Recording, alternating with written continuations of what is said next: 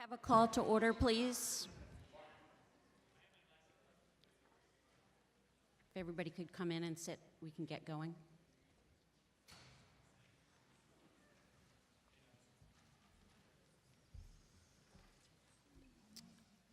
For everybody who can rise, please do so, and we'll start with the Pledge of Allegiance.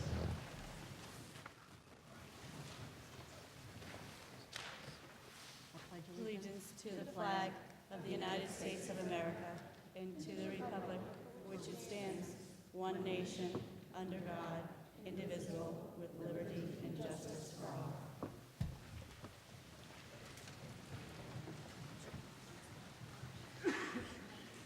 I'd like to start this evening with a moment of silence for what's happening, what's unfolding even as we speak down in Parkland, Florida. Obviously, as we sit here in a high school, this really hits home for all of us.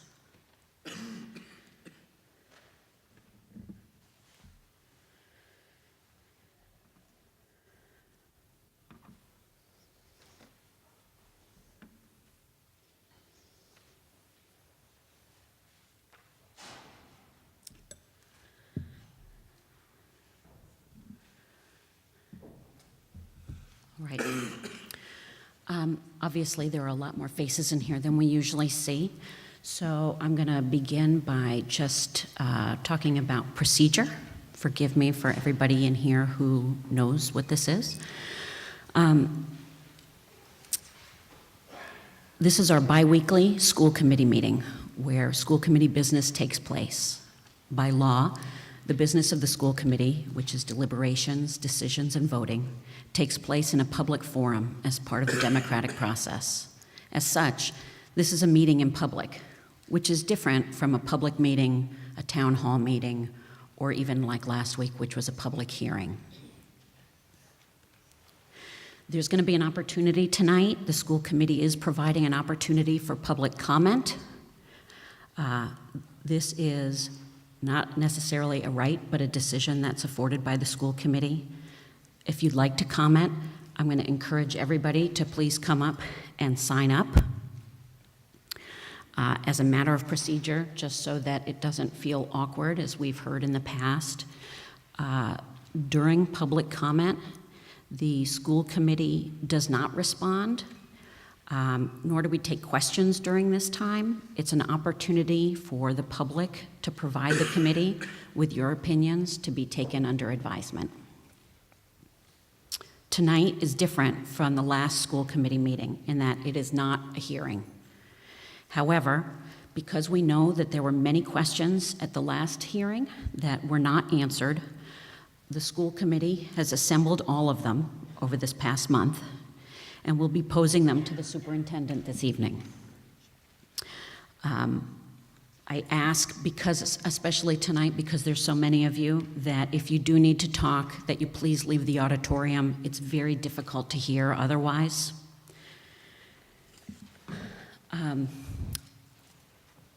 Over the last few days, I've had a few meetings, a few phone calls with people, and I think it's worth noting that the school committee operates very differently than the Board of Selectmen. The Board of Selectmen run the town, and they have a town manager who does as they ask, and it's different from town to town.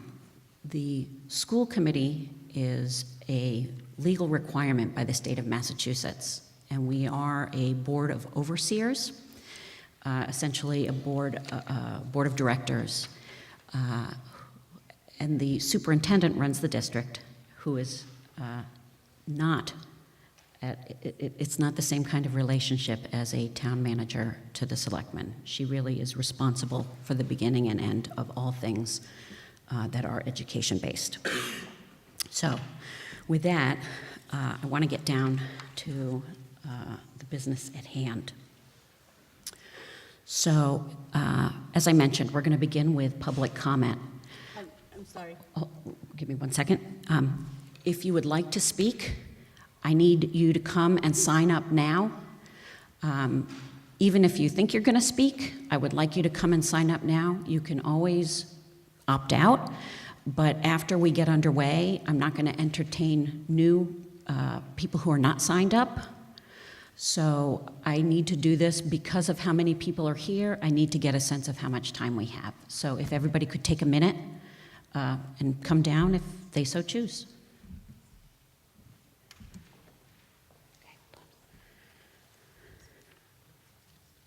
So after I say what I said.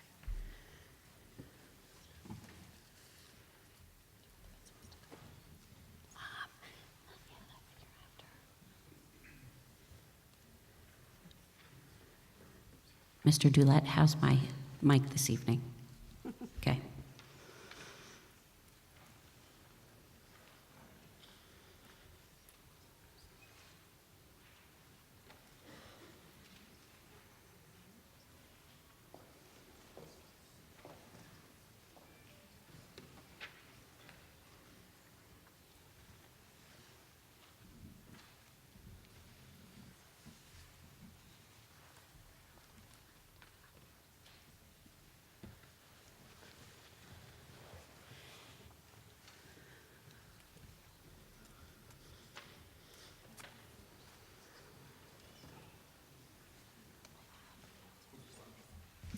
Oh, number 19.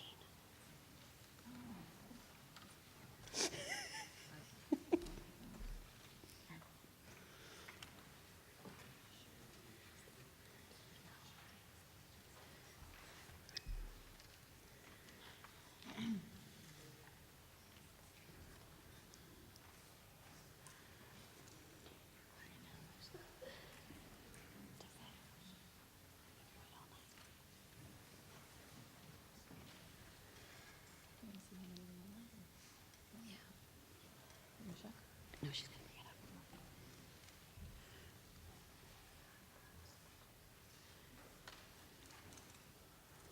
Is that everybody?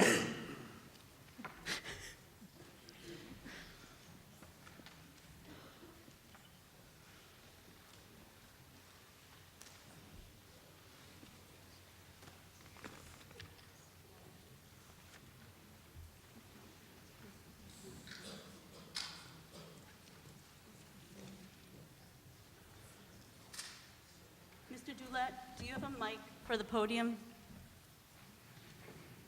Was there going to be a mic at the podium? Okay. Okay.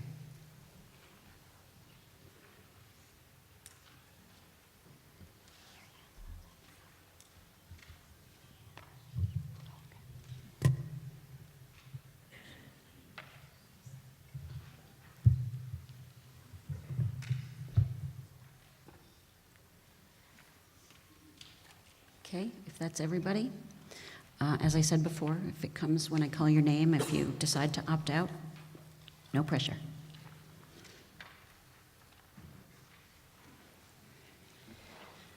Madam Chair, I know it is your meeting, but I'd appreciate the opportunity to address the audience and the committee before public comment. I absolutely.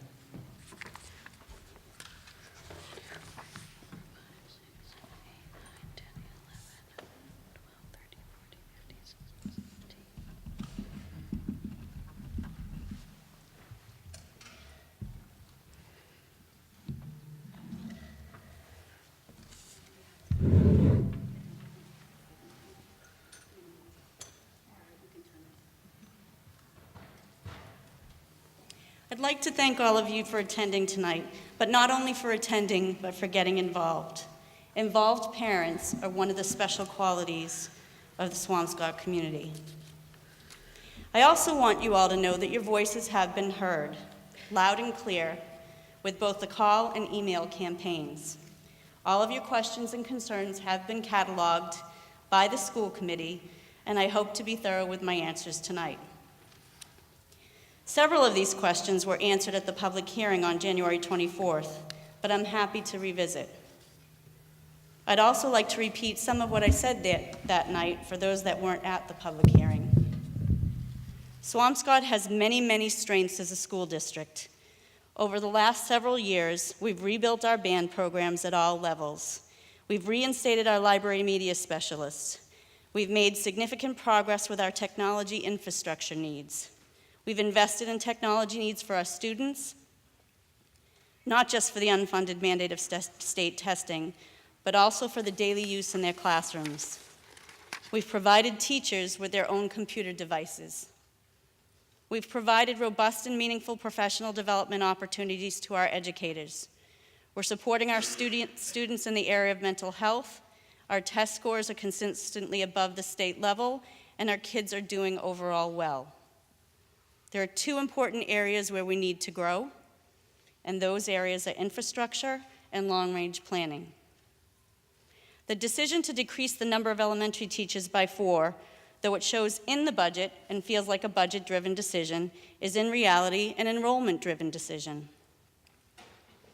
Our current enrollment, our enrollment over the past many years, and our projected enrollment warrants only 7 sections at each grade level, not 8. That is the reality. We'll realize additional benefits, sure, as a result of creating these efficiencies.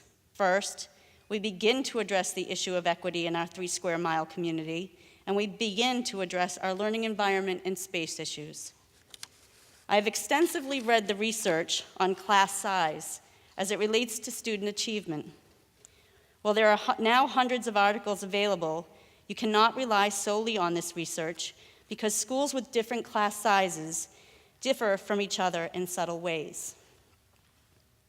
For example, a school in an affluent community is more likely to be able to have resources to offer small class sizes, which might create the appearance of higher achievement, but in reality, it's the family characteristics and home environment that are real contributing factors.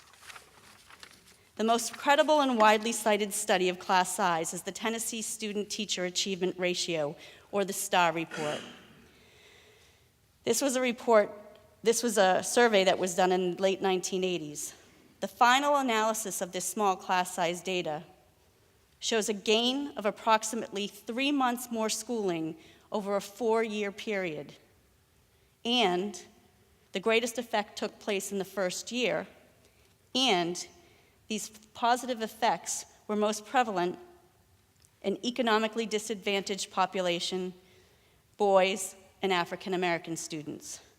For the purposes of this study, 15 students were in small classes and 22 students were in typical classes. John Hattie also has done some research. He developed a way of ranking various influences in a different meta-analysis related to learning and achievement according to their effect size. He wanted to answer the question of what works best in education.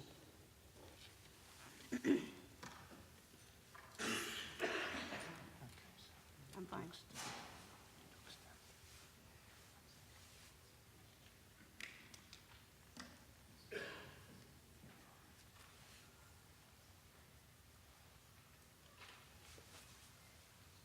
This was ready earlier. Why is it not ready now?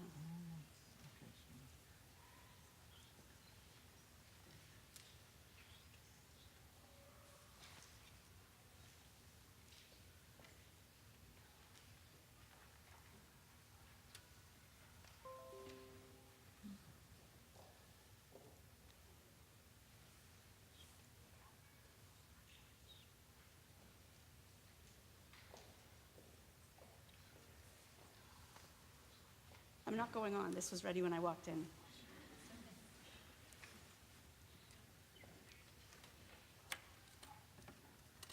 I hate to say our technology guy touched it and messed it up, but he did.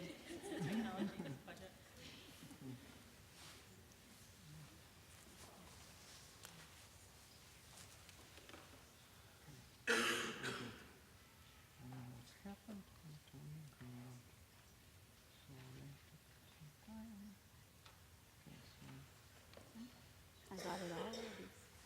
That's great, thank you. Hattie conducted his studies in 2009, where he came up with 138 points that have an effect on student achievement. Thank you. He also conducted the study in 2011, and he came up with 150 points that have an effect on education and student achievement. In 2015, he had 195. So for the purposes of this discussion or this presentation, I'm going to narrow it down to just 2015, as it's the most current data. I'm not going to take you through every single bullet point on this data, but I am going to take you through some of them, because one of the things that it proves to me is in that 2009, the considerations were far less because the mandates from the state and the increases on education and what we're supposed to do day to day were far less at 138 than they are at 195. What is the number one effect on student achievement? Teacher estimates of achievement. I'm going to take you down this list and show you some of the things that we work on in this district. And what's most important with this data is the fact that all of these considerations have to be taken into account when we're making decisions for our district K to 12. I'm going to read some of them and slide down. Collective teacher efficacy, self-reported grades. Let's go down to teacher credibility. Cognitive task analysis.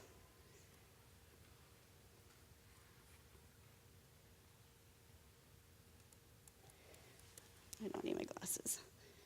Feedback. One of the things we work on in this district is the teacher evaluation and the feedback we're giving teachers on their instructional practice within the classroom. That's at 0.73. Self-questioning, concept mapping, problem-solving teaching, 0.6. Vocabulary programs, time on task, which we're also after our teachers. You know, time on task is important. Time on learning, not labeling students, teacher strategies, study skills, spelling programs, service learning. I'm going to take you all the way down to where class size ranks.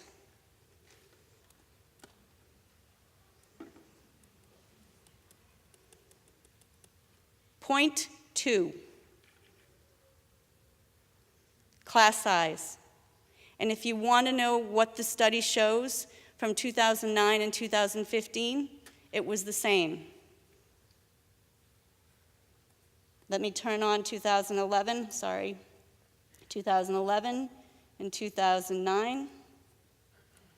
Take you all the way down. And it's 0.21 in each of the years.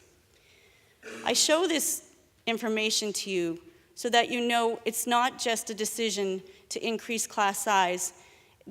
We're doing this because that is the top thing that impacts student learning.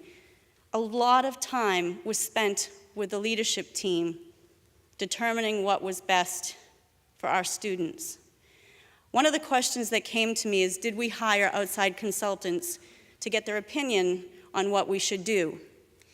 I didn't need outside consultants. My leadership team has over 270 years in education. Those are my consultants. So I share this data with you as an example of all of the considerations we have to make before we get to class size. There's also been many questions about what is targeted instruction. I'm going to do this and try to explain it in a clear manner. This was pulled off the internet. It was a Google image. Can you read it from there? All right, I'm going to take you through what this says. This is an example of a kindergarten schedule. So let's go with Monday. 8:20 to 8:45, apparently they serve breakfast at their school because it's breakfast. 8:45 to 9 o'clock is calendar math. In kindergarten, they're teaching about the days of the week, they're teaching about the months, they're probably even doing the weather at that time. Then it says from 9 to 10, Reader's Workshop, which we call in this district a literacy block. 9 to 10 o'clock, 1 hour for little kindergartners who are 5 years old is a long time. There is no way it is all whole group instruction going on at that time. More than likely, the literacy tutor is in the classroom, or kids are being pulled out with the literacy tutor, that is a support staff member. They could be going to Title I for literacy, if a school, which is Clark and Hadley, are Title I schools. They could be pushed in, where they're working with 3 or 4 kids. The skills block, the same thing. This typically centers going on at this time in a kindergarten classroom where the whole class lesson will occur, and then kids will break off into groups with adults present to facilitate or sometimes self-directed, because part of the skills that we're building in kindergarten are independent skills and social skills, so they're with their peers. Recess, lunch, science, music, writer's workshop, math workshop. We call those blocks in our districts. We have math blocks, we have writing blocks typically go with literacy blocks. But in the math block, something similar would happen. If you have a student on an IEP, perhaps that student receives services for math. They might be pulled out, they might be put in. The math tutors might come in and work with 4 or 5 kids. If we have breakout spaces, those math tutors could pull those children out of the classroom, making that 23, 18. So when we talk about targeted support staff, sometimes it's push in, sometimes it's pull out. At any given time in the day, there could be 17, 18, 16 kids in your class. When they go to specials, more than likely, specials being gym, art, music, they will be whole group. But depending on the class makeup, there may be a 1-to-1 ESP, there may be a 1-to-2 ESP, so there would be another adult in that classroom as well. So I wanted to clarify for the committee, I know you had questions about what does that mean, push in, pull out, what does support staff mean? That's what targeted support is. There have also been many questions about enrollment projections. As I shared with you at the public hearing, our enrollment projections over the last several years have been spot on. The reports that are provided to us are not internal documents. They are provided by a vendor who is contracted by our district and other districts, given all of the information about our community, new construction, Nahant numbers, new developments, and then they come up with the figures. All of the contributing factors for our community are shared before the results are produced. Lots of questions came up about the new construction and new developments. I can tell you this, the Landing, or Hanover as it used to be called, currently has 19 students that are coming into our schools. We have 19 students from that complex, which is rather large. At the time that it was discussed, I think the projection was 10. But that's K-12. That's not at our elementary level. I should have broken out how many students are at the elementary level. 19 K-12. The Avery, which is being built on Essex Street across from the cemetery, is less than a quarter of the size of the Landing. There are 42 units, and there are only 2-bedroom units versus the Landing that has 1, 2, and 3-bedroom units. The Greenwood Ave site, or the old middle school, will be 28 units of luxury condominiums. The project, when they put that out to bid, included a data analysis of potential students, and that was estimated at 3 to 4. Could it go higher? Yes, like the Landing, but would it be K-12? More than likely. Finally, I heard a rumor the other day that Burke's Tumbling Academy has to find a new location because there's potential development on Paradise. That is not zoned for development, and from what I've been told, it wouldn't be rezoned for any kind of, I think it's a multifamily that's planned to go in there, and it wouldn't be rezoned till 2019 town meeting. Those are the developments I know of right now, and that's the information that was taken into account when the decisions were made. The other question that came up a lot is, did we research portables or modular buildings? We did, with a local vendor, and we were told that it would be close to $500,000 with utilities, foundations, and ramps. But the lease annually would be $150,000 to $180,000 a year. We've chosen not to request additional funds for spaces. If we got those portables, we're not We're increasing staff, and we're increasing the budget by over $500,000. That's a solution that doesn't work for myself and my team. Best practice in any organization involves continuous reflection and questioning. How are we doing things? Why are we doing them? How can we do them better? Are we doing things the same way because they're convenient? Because they're comfortable? Successful districts do this all the time, and something as a district we will continue to do each year moving forward. But in closing, I want to emphasize that this plan is fluid. I have dedicated 28 years to this district. I am not looking to disrupt your child's lives. I know this is emotional. I am making the best decision as the lead educator of this district. As a leadership team, we meet every single week for 2 or more hours. As a team, we will continually look at the impact this plan has on teaching and learning, discuss what's working, what's not, and adjust accordingly. Thank you.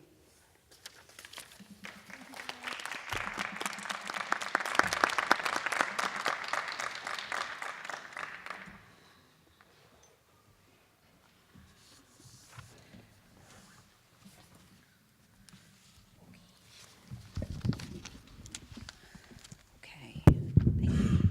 Thank you, Superintendent. Okay, thank you all. So we have a number of people signed up tonight. We do have an unusual request tonight. The Section 8 group, which is a group of parents who have been working over the last 2 weeks on some research, has asked if they can make a short presentation tonight, emphasis on short. I will allow this. I really appreciate the time and effort that they have spent on understanding the issues. And I ask, I know that this was shared by the leadership of that group, but I ask that anyone who is a part of this group, if they could refrain from adding on like the Me Too or, we second this. We definitely, as a community, as a school committee, we understand that this is a group of a number of parents, and that the opinions have been all put together, and that I recognize very much so that they are not speaking on behalf of 2 or 3 people, but on behalf of a much larger group. So we get it. So just please be mindful, especially because of how many people we have signed up.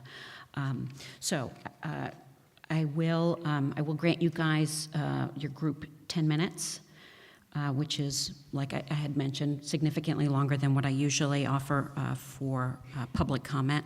And I'm going to hold all of the other people who have signed up to 2 minutes. Ms. Goodman, if you can start, and Vlad, if I could have you pull up that, presentation. If you guys could, why don't you come up to the podium, and please be sure to introduce yourselves. Okay, just microphone.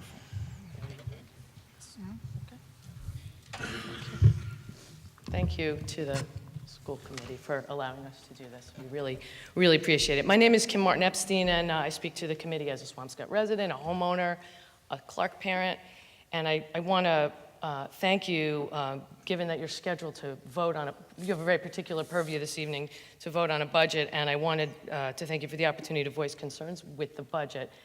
We don't mean to undermine all the other information that's been presented and that's going to be presented. We hope that the committee understands that we're here because there's a budget that purports to or proposes to lay off certified full-time teachers. And does propose to increase class sizes. And we're further concerned that that leads to avoidable stresses and possibly a reduction in the quality of education. We have voiced those specific concerns. So it's our understanding that the superintendent is presented with a multifaceted problem to demonstrate fiscal discipline, including dealing with enrollment, creating space for a substantially separate classroom, and creating equity across 3 elementary schools. Thus, we've put together, we being the parent group, have been working on proposals that include some short-term solutions to some of these stated problems, including the need for appropriate breakout areas for special education, and they include, compelling scenario planning and are modeled to keep existing teachers a part of our community and to minimize disruption.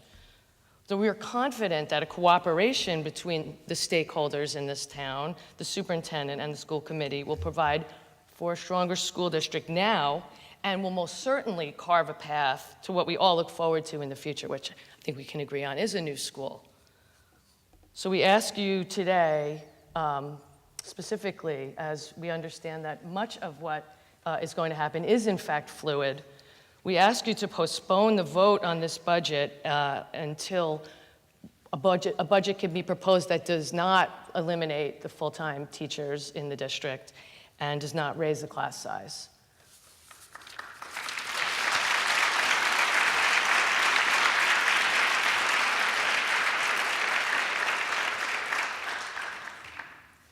Good evening. My name is Lara Goodman. I speak to you tonight as an educator, as a parent, and as a Swampscott resident. Thank you to everyone who's here, all of you. I'm going to take you through a few of these slides, and I'm going to start with our concerns about the negative impacts on class size, on student achievement. Can you go ahead, Mom? Thanks. On student achievement. As you said, the overwhelming majority of research gives solid evidence that small elementary school classes provide students with significant benefits. All show gains in academic achievement. There are no studies evidencing large classrooms improving student achievement. The Hattie study, which you referenced, is a K through 12 study. So it is not applicable in the same way as the Tennessee STAR study, which is an early elementary school study. Another study in 2016, Professor Finn, a PhD of the University of Buffalo Graduate School of Education, he followed 12,000 students in kindergarten through 3rd grade. The children were randomly assigned to either a small class, 13 to 17 students per teacher, or a large class, 22 to 25 students per teacher, which is the class size that we are talking about increasing ours to. 12 years later, the children who spent their K through 3 years in small classes scored better on all tests of academic performance than did students in larger classes. Children who began in small classes graduated from high school on time, with honors, and at a higher rate than their peers, even when placed back into large classes after the 3rd grade. I agree. Strong teachers most certainly greatly affect student academic performance. But even the very best teacher cannot teach well if she or he has little time to offer each student. Class size is a critical component to success. And to speak to emotional well-being, Noah, are you? Thank you.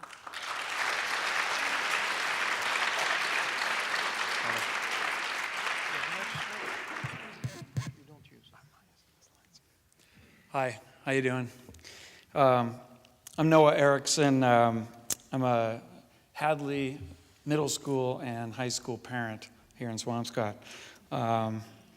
I'm also a licensed mental health counselor, and so I thought I'd speak to the social and emotional kind of side to the difference between a smaller class size or a large class size.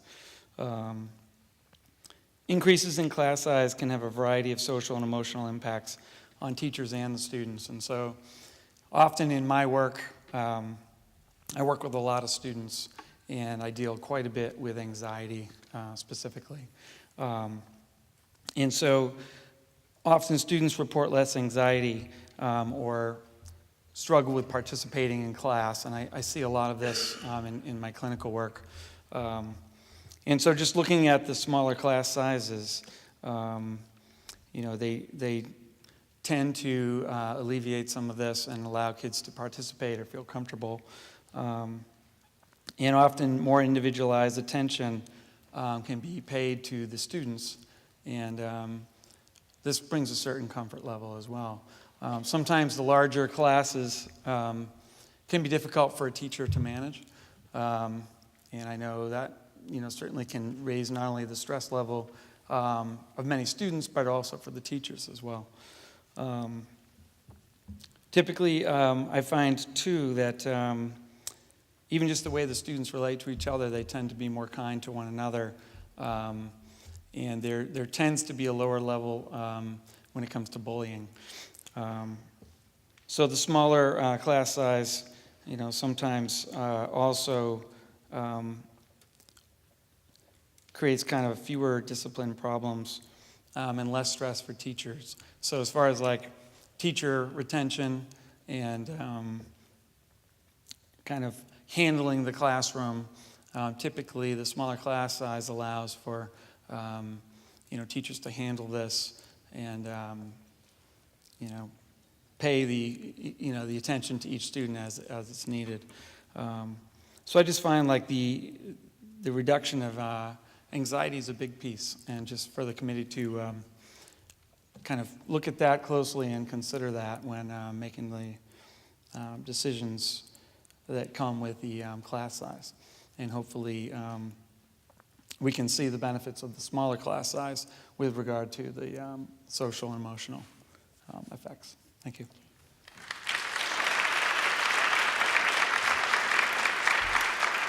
Ms. Goodman, I just want to say this, we're at the 8-minute mark now. Okay.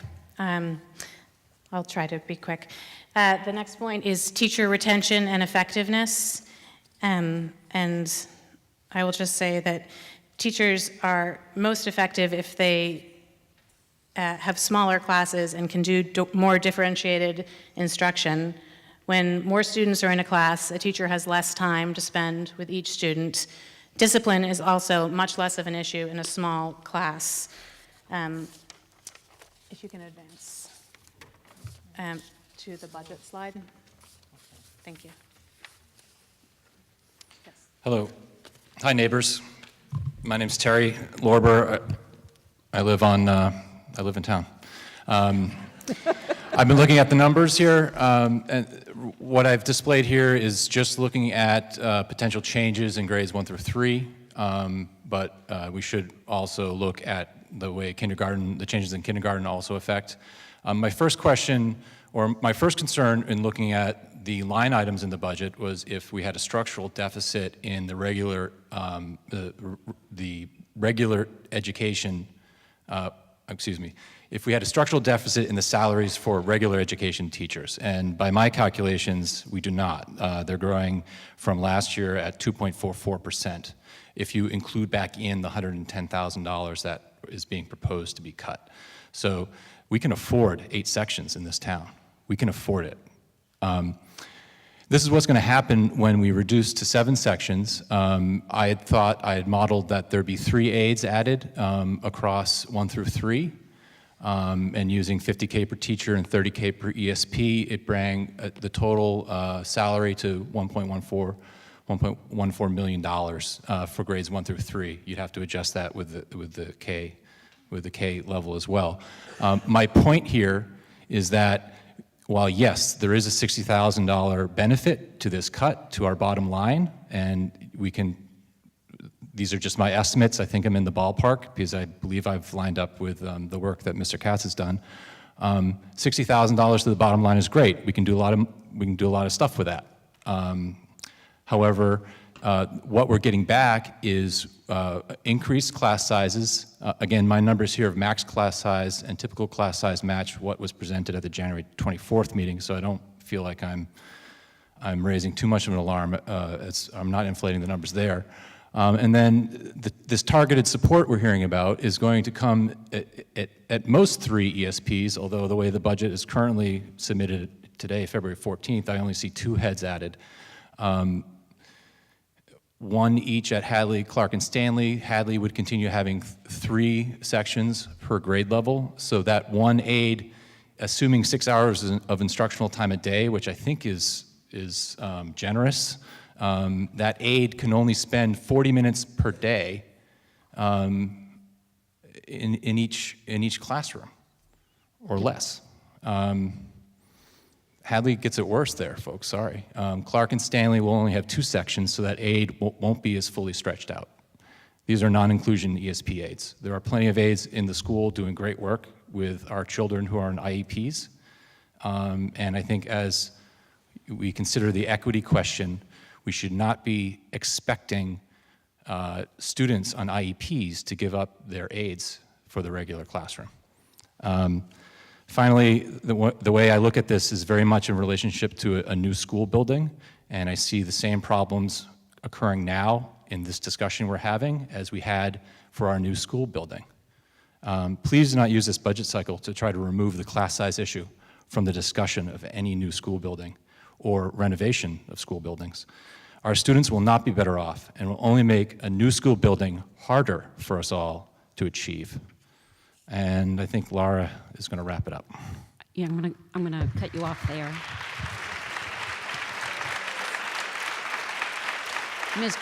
Ms. Goodman, that brings us to 12 minutes now. So this is my final statement. Okay. So I echo the earlier statement. We ask that you postpone the vote on this budget.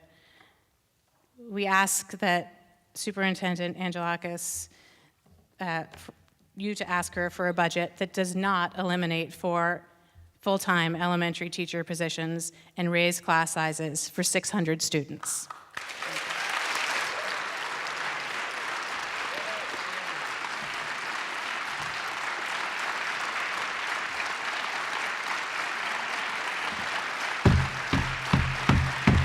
I'd really like to move on. We have a lot of other people signed up, please.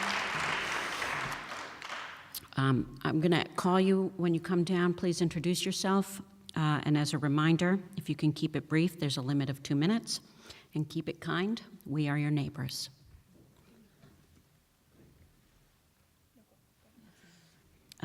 Nancy Hanlon.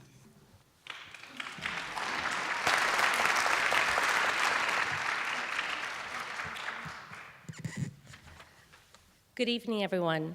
I'm Nancy Hanlon, a longtime resident of Swampscott, proud parent of a Swampscott graduate, town meeting member, Precinct 2, and a longtime teacher in the Swampscott Public Schools, and here tonight as president of the Swampscott Education Association. I am joined by fellow educators, parents, and community members tonight to voice our concern with a plan to cut teachers and other educational staff in our public schools.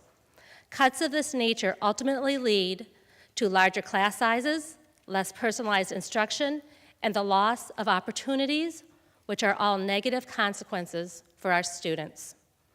While we certainly understand the need for more space in Swampscott for our students, the solution is not in cutting staff, swelling class sizes, and relocating as many as 70 elementary students to new schools.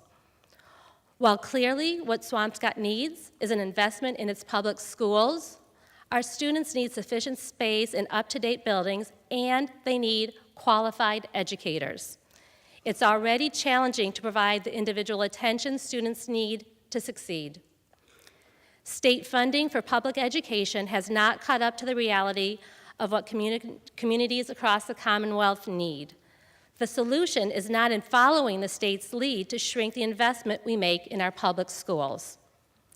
While it's our understanding that this is not solely a fiscal decision, the Swampscott Education Association is prepared to work with you in every way possible to make sure our students are the best they can be. The SCA also wants to work collaboratively with you, parents, and other community members and leaders in crafting a solution to our immediate and long-term space needs in a manner that does not disrupt the educational process. We must remain mindful that in nurturing our students and preparing them for the next steps, every day matters. We cannot sacrifice any child's immediate needs or experiences to solve a long-term problem. Dozens of our neighboring communities have supported high-quality education and preserved fiscal responsibility. They have built or renovated schools without cutting their students' educational opportunities, all while maintaining a responsible municipal budget. The SEA believes that Swampscott should strive for this goal as well. We have felt very supported and proud of our superintendent in her mission to support and educate the whole child. Will these changes allow us to continue the important work on an individual basis? Our aim is always to provide the best educational experience possible for our students. Cutting the number of highly qualified and dedicated educators by any amount, resulting in a larger class sizes, will make learning conditions more challenging for all students. We stand united to protect the quality of instruction that we know our students need and deserve. Thank you.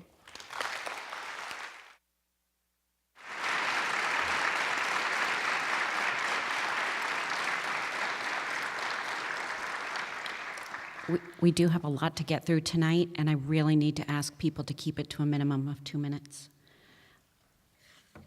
A max of 2 minutes. Yeah, if you can make it less, that'd be fabulous. Ms. Tasia Vasilio. I hate this microphone. Okay. Hi, I'm Tasia Vasilio. I'm a longtime Swampscott resident. I live on Lewis Road. I am a town meeting member. I'm also a member of the Board of Assessors here in town, and a parent of a child at Stanley School and another who will be entering, hopefully, this year. I want to tell you a little story. In December 1973, my parents bought our family home on Dale Street, which is where I grew up. They were fairly new to this country at the time. They were a young family with a 19-month-old son, and my mother at the time was pregnant with me.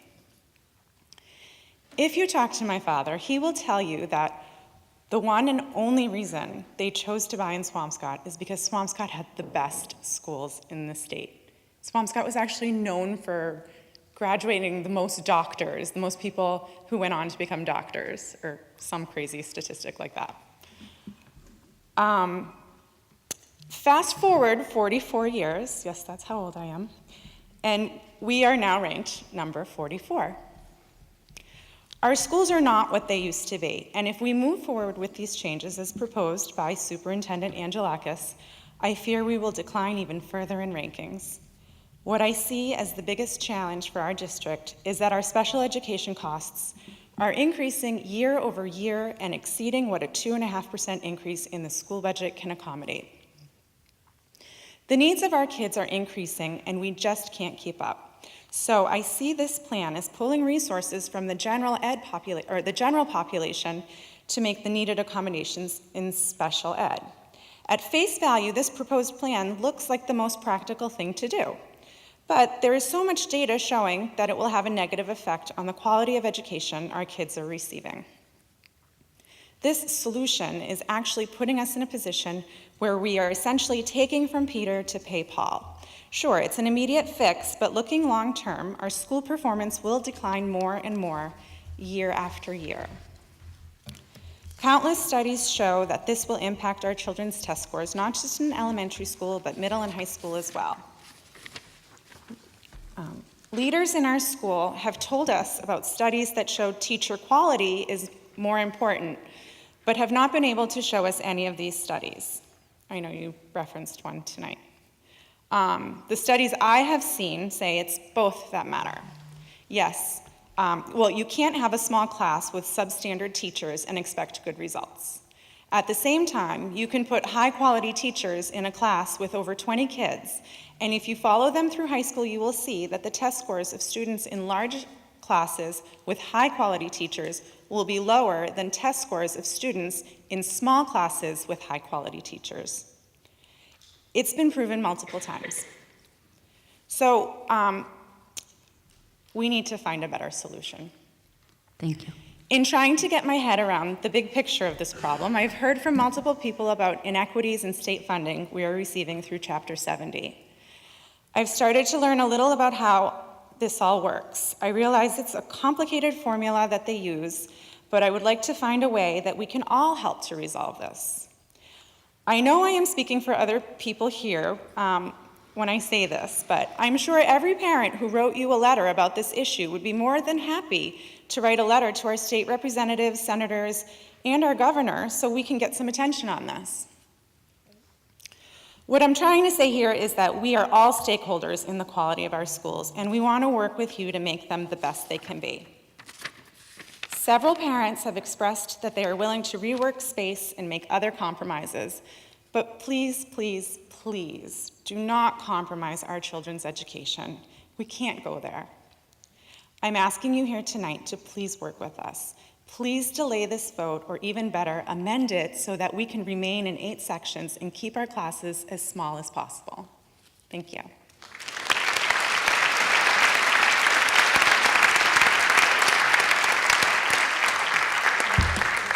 So I have to say, I'm really concerned about time, and for anybody who's speaking over it, it's going to take away from who's speaking at the end. I implore you, we have 2 minutes. We have a lot of work to get through tonight. We have, next is Jaren and or Ron. He said he doesn't want to speak with me. Thank you, Ms. Landon. So I'm Jaren Landon. I have a number of children, several in the district, and a town meeting member, former school committee meeting member as well.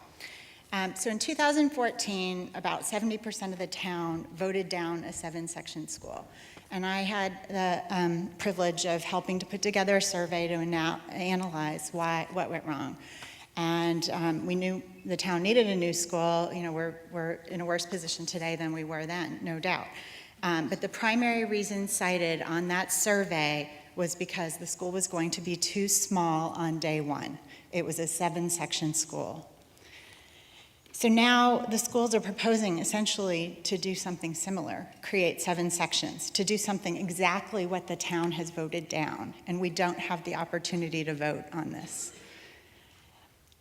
You know, the schools should be asking themselves every single day, and I know these discussions are occurring, but I'm not hearing them publicly. You know, what more can we be doing for our children? What services can be added? Maybe there are things that could be added at no cost or low cost, or maybe substituted for things that we're already doing. What new curriculum will most benefit our children? I'm not hearing these discussions as much as we would like.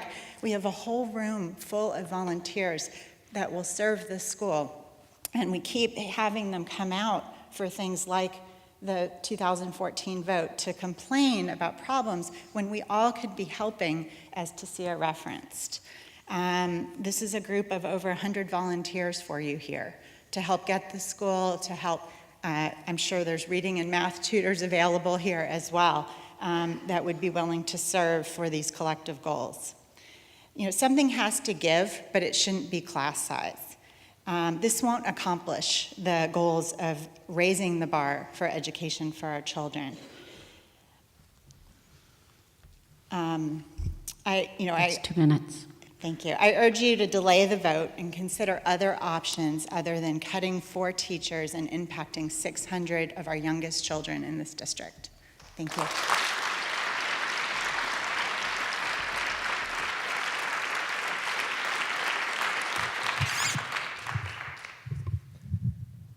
Hi, I'm Ron Landon. I'm probably most well known for being Jaren's husband.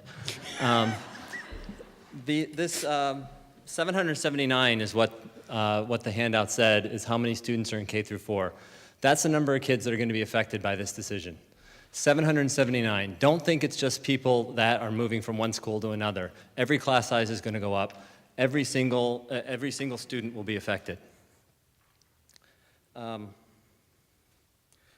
We can look at all the studies you want, but anyone who's taught will tell you that class size makes a teacher's job harder, and it makes it harder for kids to stay focused and learn. There's a reason that student-teacher ratio is one of the most popular metrics used to evaluate schools at any level. This town has taken positions relative to schools where elected officials make decisions that they want or that they may think are in the best interest of their constituents. As elected officials, they are supposed to make decisions that represent the feelings of their constituents. As we see by the turnout today and by all the activity that's been going on, and the people that are here, I think, reflect the feelings of the constituents of the town. And so I ask the elected officials to vote in that way. We've already been down a path where officials have gone and tried to build a school that the town did not want. It got resoundingly rejected. Bottom line is our schools need help. Some of the issues that we have are no one's fault. They're a product of history, but they reflect a history of failure. We as a town have failed to address these issues in the past, but that does not justify making a decision that is not in the best interest of the student population as a whole.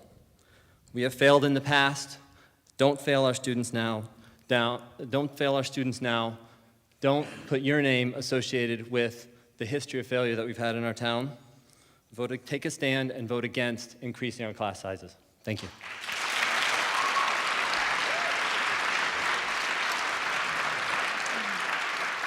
Ms. Bookman? Good evening. My name's Jennifer Bookman. I'm a parent, resident. I have 2 children in the middle school, 1 child at Stanley. Tonight I'm actually speaking as a representative of the Stanley PTO. I was asked to represent the parents, and truthfully I didn't feel comfortable standing up and making I'm speaking on behalf of the collective group because I feel like everyone has their own opinions.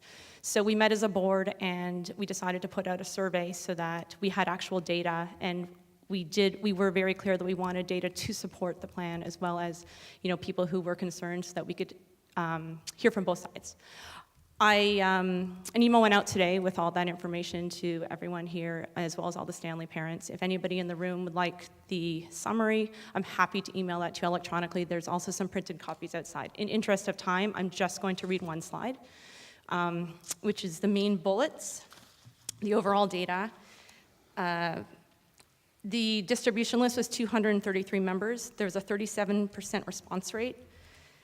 88% of respondents were against the proposed plan based on their understanding. 7% of the respondents were for the plan. As you all know, the National Education Association calls for a whole child approach to learning and teaching, which I know that you guys take into consideration every day. From my reading, and I am not an expert in this, 2 of the main criteria in terms of meeting the needs of the whole child are reducing class size so the student receives the individualized attention they need to succeed, and encouraging parental and community involvement. I can just say that I, in the past month, have had the opportunity to work with so many of you, and I hope that you will continue to be engaged in both the PTO level as well as in the town level. I want to use this as an opportunity to thank everyone for coming. I want to thank the superintendent for, investing yourself every single day for all these decisions that we don't think about, as well as the school committee. So, I guess, oh, sorry. That's 2 minutes. We did meet as a PTO in terms of what we can do to be helpful. We wanted to be constructive rather than just standing here and so we do have some money aside that we had earmarked to help with technology. We are prepared to help offset any costs for the amount of $30,000 if it is something that interests you, and if there's, we can work together to, figure out what the exact problem is and try to, if there's a possibility that we can help you. I know that you're not legally allowed to ask us, so I'm telling you that we will put out a vote with a ballot, and if the parents, agree to those terms, we'll be willing to release that money and try to figure out a solution that is in the best interest of the children. Thank you very much. Ms. Lau, Maura Lau.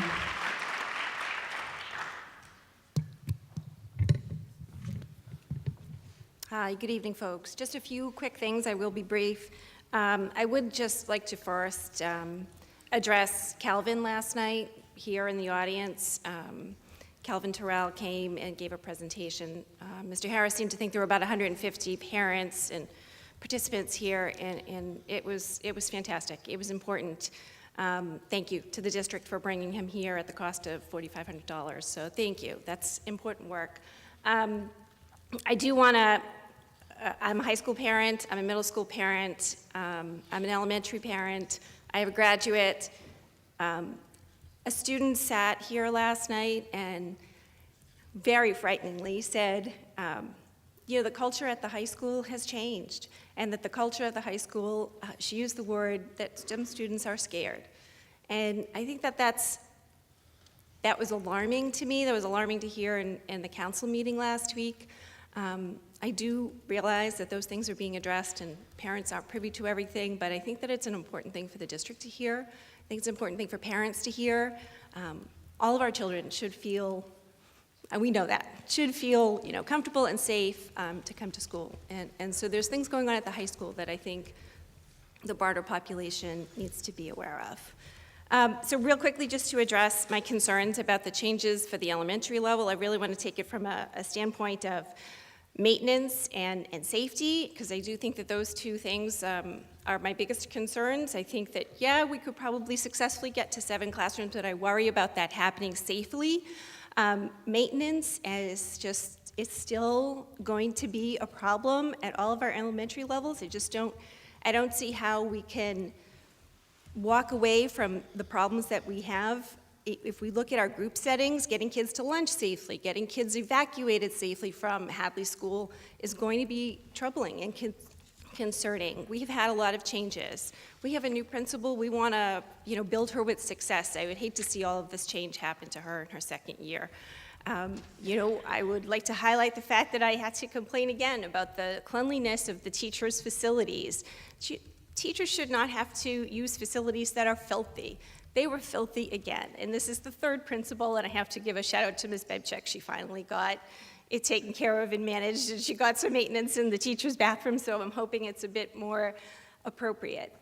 These are basic things that we should be doing really well, and we're not. And I think it gets lost behind the desk at middle school for you every day because you're looking at the big picture, but I do think some of the small things are just not happening still, and I just think it would be overwhelming to make some kind of a change like this. I do want to just say happy staff means happy learners, and I do think that any change like this would really affect the morale of the staff, and that would be troubling to us because we've had wonderful experiences in the 15 years we've been in Swampscott schools, and we want to continue that. Thank you.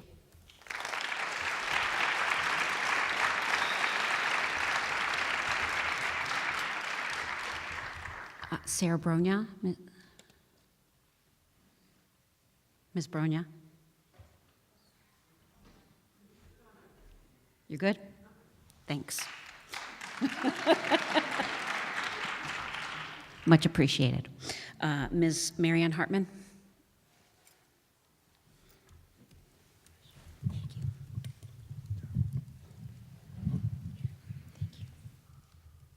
Hi, I'm Marianne Hartman, former school committee member, current school nurse, parent, lifetime Swampscott resident, and I think I have a little bit of a unique take on this because I've been there and I've been in the schools and I've also been where all the parents are right now because I was a Michon mom.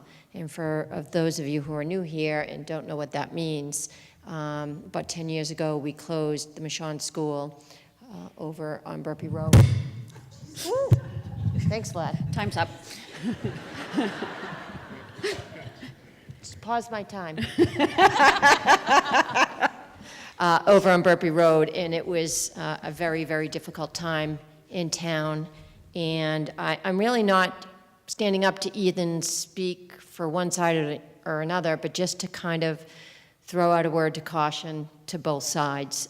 Everything I've heard tonight, we talked about at Michon. Chapter 70, the formula that only my late great friend Dave Whalen understood, and maybe one other person, and that's Mike McClung, maybe, understood what that formula was. And I went to the State House actually at that time to get more money for our schools, and that's been an ongoing issue, regardless of what happens here. We talked about class sizes. We talked about staffing Michonne with volunteers. I found out I even volunteered to be the school nurse to take away that salary, and found out that was not something they legally could do. One of the things that was most concerning to me was the anxiety level of the kids. If anyone who served with me on school committee knows, I could care less about MCAS scores or test scores, or I think they don't have a lot to do with a child's success in life. So I really don't care about the scores, but I do care about the kids' anxiety levels, as I've seen a huge increase in that in the middle school over the past number of years, as I'm sure Mr. Erickson spoke to earlier. I just caution the parents, please don't pass on your anxiety to the kids. That is going to occur with this issue over a period of however long it takes. I want to thank the school committee for the work that they do behind the scenes on the finances and the budgets. My eyes would always glaze over when it came to the finances. And it's a really, really tough job. And I just want to say thank you to you guys for the hard work. And I really hope that it remains a respectful discussion like I've seen here tonight. Thank you. Thank you.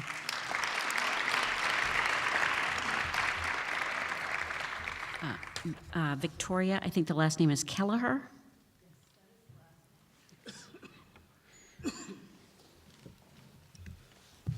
Hi, thank you all. Victoria Kelleher, mom to a 9-year-old daughter at Stanley. I would echo, first of all, what everybody has said. I would only point out a couple of other things that occurred to me. One is that I think that this has a disparate impact on girls. We are only beginning to see the gender gap addressed in issues like math and science and that kind of thing. And if you look at the studies, time and time again, girls are treated differently in classrooms, not necessarily by their teachers, by the other students, the boy students, and it happens in larger classrooms. You have situations where boys are more likely to raise their hands than girls.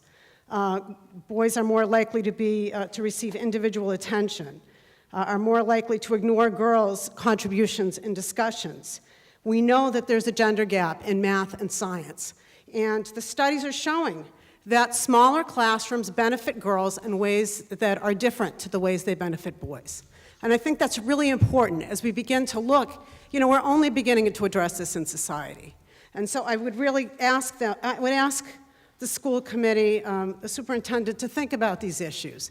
I know that there have been conversations, as you say, in dealing with, in speaking with other educators within the town, and I have the utmost respect for other educators in the town. I would ask to consider looking at an outside expert.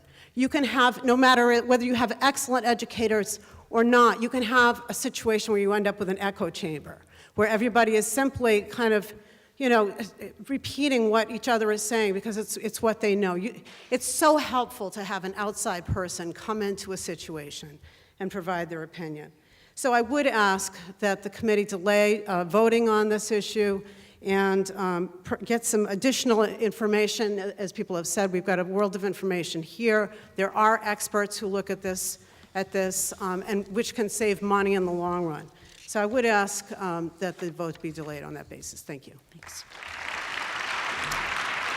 Susan Candio Johnson, is that right? Corridio, sorry.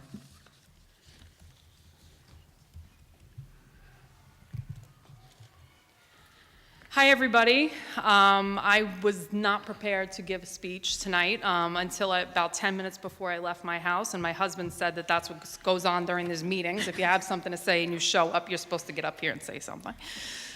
So here I am with my jargon speech. In any event, my name is Susan Corridio Johnson. I am a very proud Hadley parent of a first grader who has had the privilege of being in 2 classrooms with what I consider educators that go above and beyond every single day for my child. She has been in small classes, which has absolutely been an asset for her. And these women give 110% every day, despite the lack of support they may get on occasion, either it be not enough help in the classroom or financial help or whatever. I also want to point out that I think this is an incredible turnout for a day that is a holiday, both being Valentine's Day and Ash Wednesday for people that celebrate that. So I think that's interesting. It was an interesting choice for a meeting day. I think my other perspective that I wanted to point out is I'm a pediatric physical therapist. I have a doctorate in my field, and my husband also has a high-tech MBA.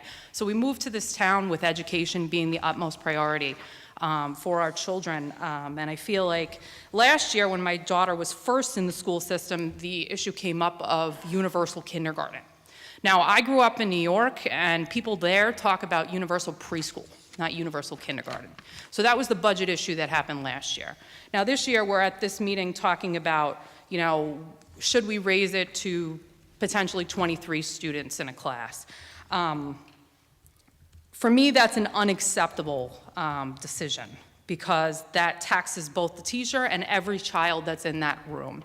I work in a school district, and I would argue there was a point made earlier that based on whether it's inclusion-based services or pull-out-based services, that it can range anywhere from 16 to 22, 23 students in a room.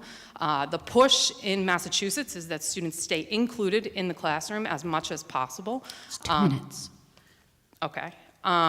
So I would argue that 16 is very rare that that happens.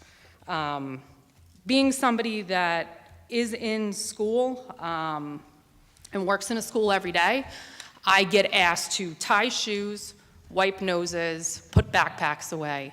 And I'm just saying that those are only some of the issues that focus on early education of kids in a class of that size. So I would ask that that be considered. My child will succeed despite the decision or whatever decision comes out of this meeting today, but how many other kids won't because of how many kids are in this class? Thank you. All right. Reese Dahlberg. Ms. Dahlberg. All set? Thanks. Mr. Joe Ford? All set, thank you. Ms. Shauna Doust? Can you correct me? Doust, thanks.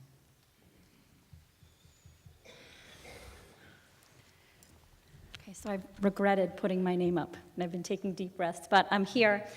And I initially was going to start with giving information that sort of goes against the initial data that you presented, but I feel like that's already been talked about enough. So what I want to do, I'm a mom of kindergartners that just started at Stanley. I also was a first grade teacher.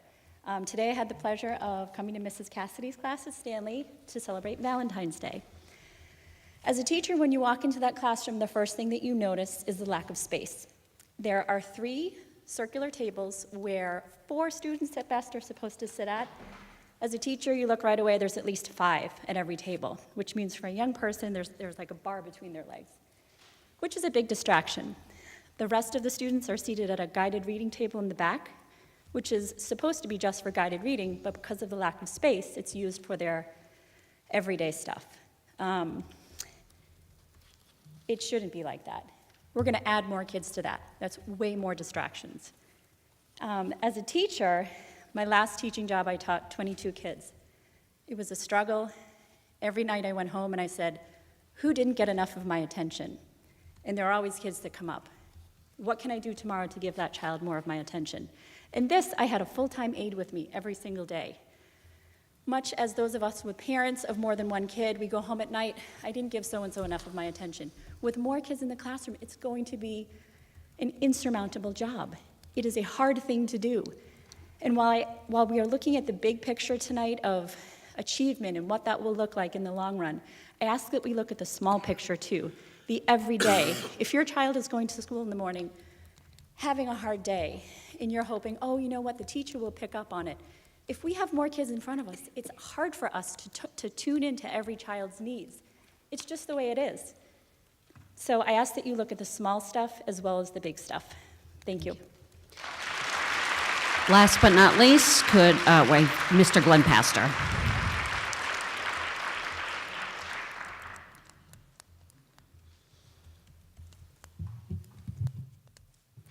Glenn Pastor, Precinct 4. Like Marianne Hartman, I'm a past school committee member and one of those silly people who tried to build the school in the first place a few years ago. I'm really torn tonight. One, I think I'm one of the few people in the room who actually sat in on negotiations with the SEA. They're the best people you can imagine. They go way above and beyond just your child. And that's really what I'm rising to talk about tonight. The people sitting at the front of the room think about everybody's child. They think about my oldest, who's a special ed kid out of district at age 21. They think about my junior high school, my twin boys who are juniors in high school who are hopefully getting into college and out of my house. They're thinking about the integrated preschool child who has a severe disability, but their parents want them integrated. And then they're thinking about the average, everyday, third grade boy or girl. That's what they're dealing with right now. They don't want to be sitting here slashing teachers, the youngest of the teaching staff. They don't want to be talking nickel and dime on a nearly $30 million budget. That's what they have to do. They have to vote on this. There is no choice. While it pains me to hear that change is coming, as Marianne mentioned, how I got involved with this was the Michon School closing. Far worse than this. They closed a building. If I remember, 22, that number rings a bell with me. 22 teachers, support staff were let go. That was difficult, to say the least. Someone had mentioned earlier Chapter 70. Again, just to reiterate what Marianne said, the late, great Dave Whalen spent years begging, cajoling, State House on up. Chapter 70 is not changing. It's just not. I wish it would. Trust me, it would make our lives easier, and we've probably lost tens of millions of dollars because the Chapter 70 funding is what it is. But it is what it is. 2 minutes. Someone made a comment about, well, this is not going to make voting for a new school easier. Trust me when I tell you, we're in this room, all of us with kids in the system, we are the minority. Okay, you still have 60+% of the people in town, the voters in town, they don't have children in district anymore. And we're going to be asking them, because I'm for it regardless, instead of $45 or so million the first time, 60, maybe more. And someone who had said earlier, they did a survey, it didn't pass for one reason or another. It didn't pass because of the location. End of story, all the surveys you want. I can show you my surveys. Location, location, location. And I would go out with coffee with you and tell you it was the best location there is. So I asked today, it's, excuse me, it's difficult. And I hurt that teachers are going to lose their job. My wife's an educator. And it's never a good thing to lose, especially the youngest and the brightest, and the least expensive. That's the reality. But I will say in closing, the people who are sitting up here, study this and live it, again, not just for your student or my student, but for the 1,000+ students, for the administrators, and for the teachers, because it's about everybody. It's not just about our children. Thank you. Thank you. Okay, so we're pretty far behind tonight. We are going to go now, that's the end of community comments, public announcements. I will begin, wow, we're really far behind. So we are into community announcements now. Mr. Delano, do you want to start? Sure. First of all, thank you for everyone that has shown up here tonight. Some great points have been made. To myself, the anxiety piece is important. And that being said, I know that is paramount to the superintendent's day-to-day operations. A couple of points that have been brought up in regards to the IEPs and the special ed. That is covered by law. If a child is under an IEP, there's certain rights that come with that child. We cannot change that, and you're right that it is increasing. But law covers that child, and we don't have a choice on that. Mrs. Raymond can talk to that later. We do have 270 years worth of experience in regards to education, and I do understand in regards to the class size and the layoffs. We've received a lot of emails in the past couple of days. There's a gentleman that I would like to recognize because he had his point in regards to the class size, but he could appreciate the position that we are in. Discussion was tonight in regards to Chapter 70. Each year, there's a phone call that I make to Representative Ehrlich, and at the time, Senator McGee, who is now the mayor of Lynn, advocating for the district. And I'm sure other committee members have as well. Is it unfair? It is unfair. But for 5 years, probably 4 weeks ago, 5 weeks ago, the phone calls made, don't forget about Swampscott. But it's disproportionate, and we have to react to what our budget is. 82% of our budget is salaries. Whether it be a COLA, whether it be a step and lane, the numbers are the numbers, and we have to go with that. We do have 2 units that are coming up in a collective bargaining as well. There were some comments that we didn't have foresight. And for me personally, I can tell you, last year, I had my godchild that is within the Stanley district and got told that she had to go to the Hadley.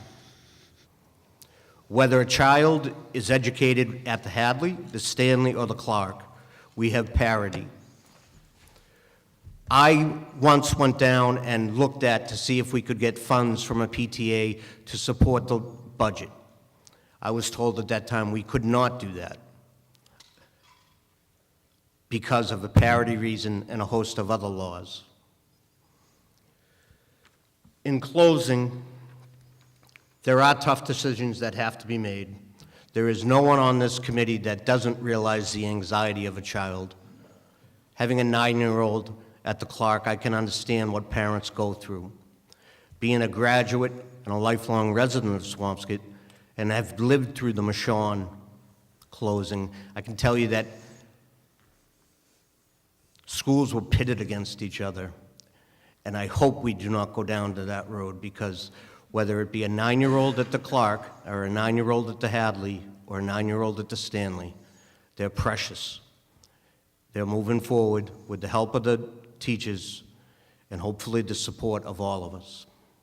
Thank you. Tenley, anything? Hi, I'm Tenley. I'm a student representative from the high school. This is just to change kilter, but so yesterday at the high school we had Calvin Terrell come, which a woman spoke about earlier. He did a community night, and I think the students were just really receptive. I think it had a really great effect. There was one student who said that at the beginning he kind of wanted to leave, but he actually felt it was one of the best experiences in his 4 years of high school. So hopefully with that and with some of the continued work that the ADL is doing, we had our first high school meeting with the high school session today. The teachers for their professional development actually had to get ADL training and certified.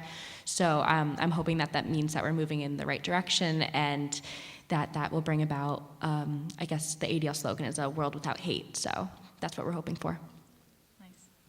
Thank you. I don't necessarily have community comment, and I just sort of want to reserve sort of my budget comments to after I hear Evan and the rest of the budget discussion, because I think it's really important to look at the budget as a whole and not just this one piece, and I'm looking forward to hearing the facts. All right, Ms. Marshall? I just want to reiterate the Calvin Terrell Can you pull that towards you? presentation. Sorry, I went to the parent one last night. My daughter attended the middle school version. She said it was powerful. I found it to be the same.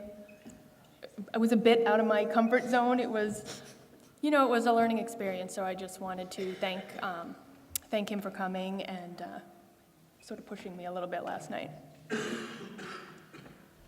I'm going to reserve comments for the budget discussion.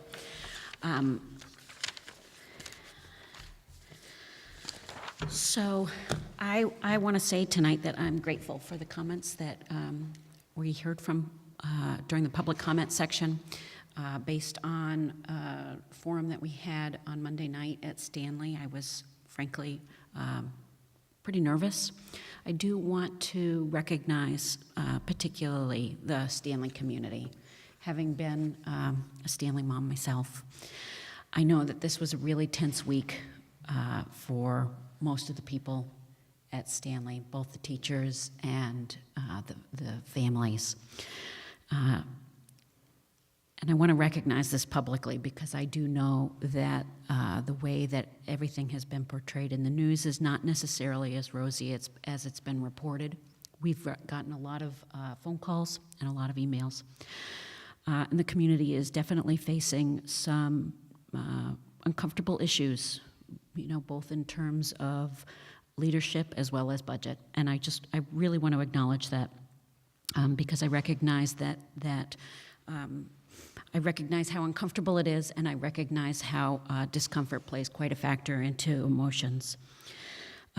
Superintendent Angelakis, I just want to say that based on this past week, that I think you have good instincts for personnel matters, and that you have sought guidance of experts in the field, from lawyers to educators to colleagues to communications to professionals to the Department of Education, and from the millions of people who have, maybe not millions, to the 50 people who've expressed their opinion on how this could and should have been handled better. For every opinion and every person, there is a different way of how something should be handled. We can't control anybody's feelings. In the midst of this struggle, it feels like some have defaulted to finding and assigning blame. Blame and dissatisfaction for things that happen that are beyond our control, and for some, as it relates to the budget, that are in our control. So I just want to say to everybody who's reached out to us, duly noted, we are all working our best. To the Stanley community in particular, the district is going to continue to do everything within its power to ease this transition. We're confident that our resilient children will continue to be so and take their leads from all of us as leaders. And to the superintendent, I want to thank you for being the kind of leader who puts civil rights first, especially when it's uncomfortable. Thank you.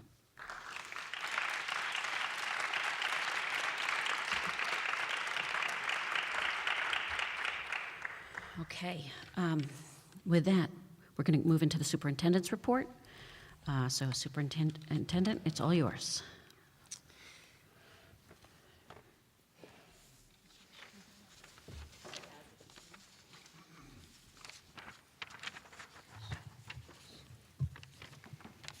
Don't you go too far. This is one of the perks of my job, where I get to recognize students. And this particular student has been waiting several weeks because her schedule is quite full to be recognized for this honor. The Massachusetts Association of School Superintendents has designed an award for academic excellence. The award is given to high school students who have distinguished themselves in the pursuit of excellence during their high school years. The criteria are 3-year cumulative average, ranking class, personal selection by the superintendent. It has intentionally been designed to make these presentations at the beginning of the senior year so that students can send this award with their early acceptance, possibly, but we had a little bit of a delay. Nonetheless, I am very proud to present the Certificate of Academic Excellence to Tenley Seidel, having duly qualified under the standards prescribed by the Massachusetts Association of School Superintendents, is hereby awarded the Certificate of Academic Excellence. Congratulations. It took us several weeks. But we got it.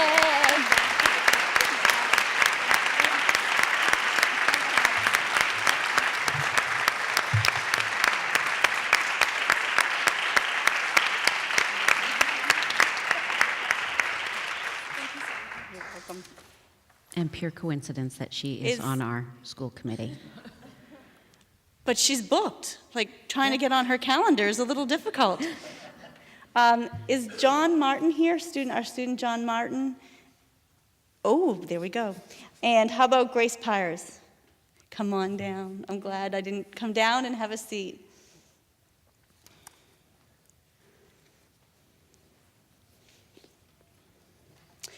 So which one of you is going to tell us about this award? Because I was given no information. So I would love you to come down. Please.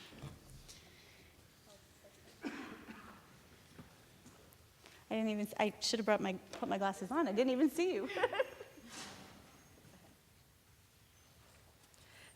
Hi, everyone. I'm Taylor Byrne, and I'm the one of the 2 art teachers at Swampscott High School. I told them that if you asked them to talk, that I would talk for them. So each year, the art teachers as well as the English teachers have the opportunity to select work to send off to the Scholastic Art and Writing Awards. This is the largest awards that can be awarded to a student in writing and art in the state of Massachusetts. It's a really big deal. I explained it to them. It's like if you won first in a state track meet and went on to nationals, that's like what it's like for an art student.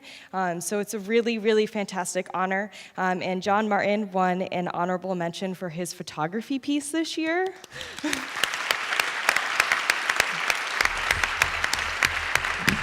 And Grace Pyres won a gold key, which is the highest award awarded to an art student.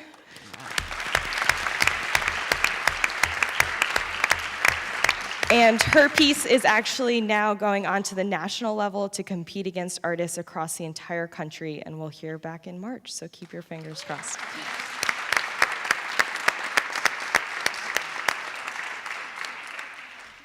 What? No, come on up, you two.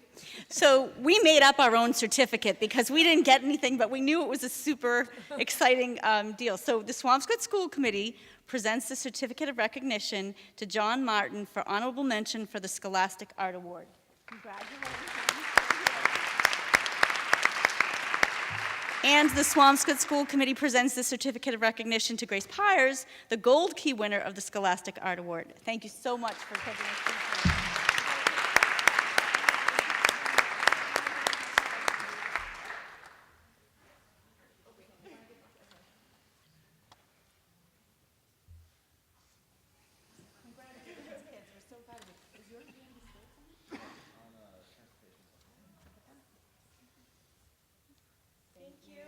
Congratulations. We're so Thank you. proud. Congratulations.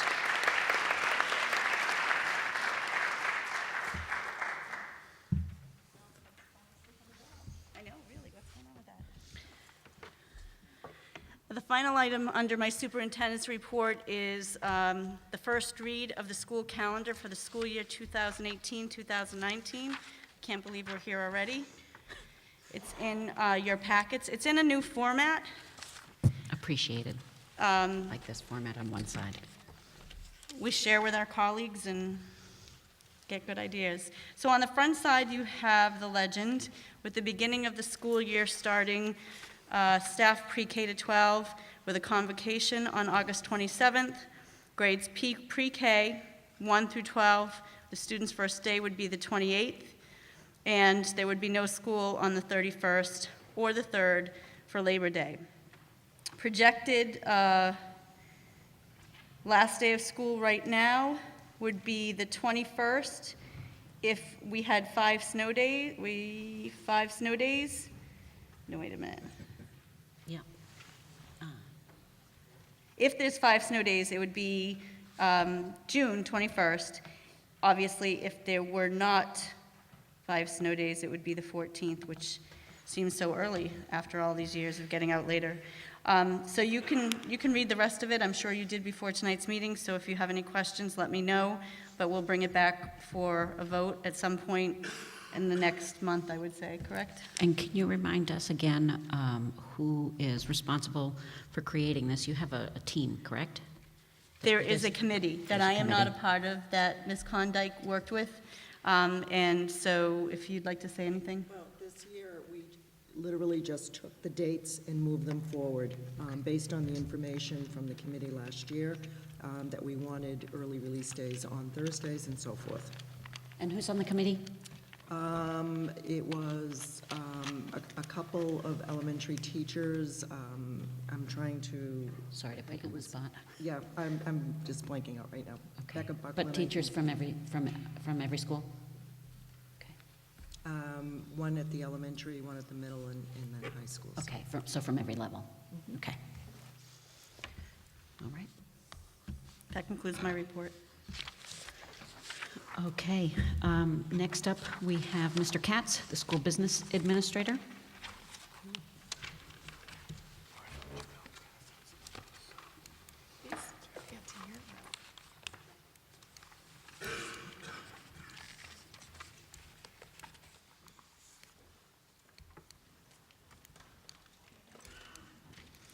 I don't think he should pass it out.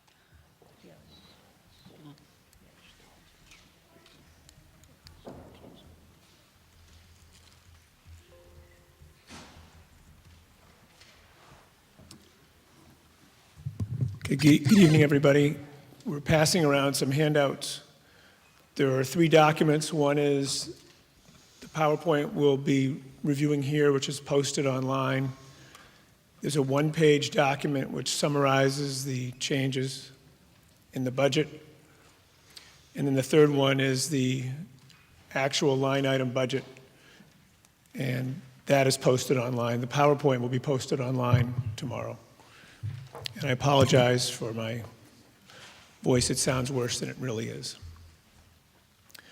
What we'll be doing here is stepping back and looking at some of the factors that are behind the budget, some of the highlights, some of the trends, and important factors that you've heard a number of people talk about tonight: class size, how much of the budget is salaries, collective bargaining, and special education, and some of the mandated programs that we're required to operate and balance out when we put the budget together. Obviously, class size is very important. Some of the slides that you'll see here tonight, we shared back at the public hearing on January 24th, and some earlier when we had the preliminary discussion on January 10th.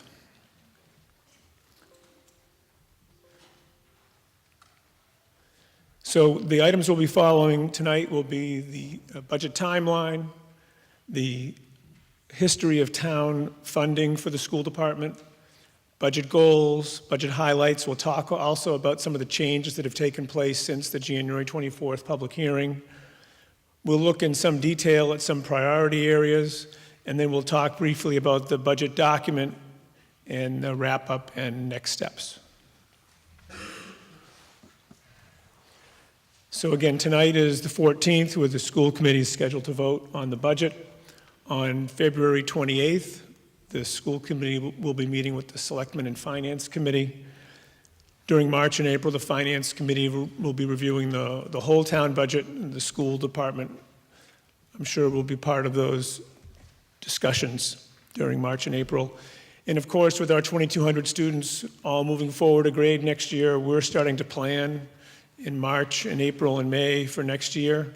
Town meeting is May 21st, and then we'll continue our planning for next year over the summer. This document shows the recent town funding support for the school budget. You can see in the first 5 years, the increases were a little below 1% to a little over 3%, and over the last 3 years, the increase was over 4%. And the guidance that we've been getting is that that level of support, 4% a year, really can't be sustained anymore, and that's one of the factors that's behind the budget that is being presented tonight. And the goals that the school committee has for the budget this year is trying to limit the town funding increase to 2.5%, sustain strong and effective programs, keep class sizes in the desirable range, reduce the use of substandard teaching spaces, and then reprioritize, which we do every year. Staff and funding increase funding in the areas of greatest need and reducing funding in areas of lowest priority. Since January 24th, and we'll go over these in a little more detail, the superintendent has added to the budget additional targeted support for grades K through 3 and $40,000. We've also had to add a special education aid at Clark School that wasn't needed a couple of weeks ago, and an additional aid which is going to be half funded by the town of Nahant, which does tuition some students here to our school system prior to 7th grade. Funding adjustments. We had a mid-year replacement for an English language learner teacher, and that adds about $12,000 to the budget. The untimely passing of a music teacher will have a small budget savings going into next year. There was an oversight in the budget, and we had to make sure we had a Metco bus monitor funded, which wasn't in an earlier version. And we also had some minor corrections and adjustments in the budget. So the overall impact was back a couple of weeks ago, 3 weeks ago. The projected increase was about $760,000. The net impact of the change is about $80,000, so the increase that we're looking at tonight is $842,000.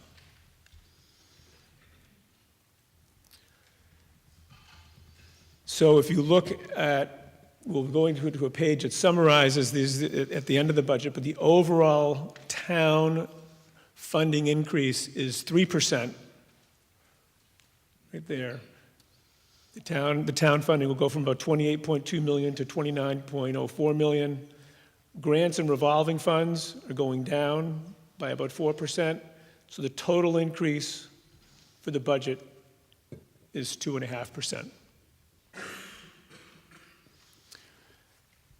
This one-page document is a little dense, and it's been revised since the prior version. We just have a few changes. The blue highlights you see here along the way, these have changed since the last version. Here is the special education aid that's half funded by Nahant. That adds $12,000. Here's the Metco bus monitor. There's the English language learner teacher. There's the savings in the music teacher. And here's the additional targeted support on this page. And in the bottom half, this was the position that we originally thought there were savings, and there is not now because we had to fill the position. We did provide a little more detail here on building rental. If the school committee votes to increase building rental fees, that'll increase revenue by $5,000.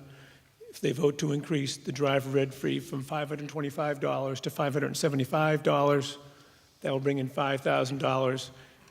And then I mentioned earlier, grant and revolving fund revenue. We've been reliant on for a number of years a grant from the Gelfand Trust, and the funding for that is now in its final year. That's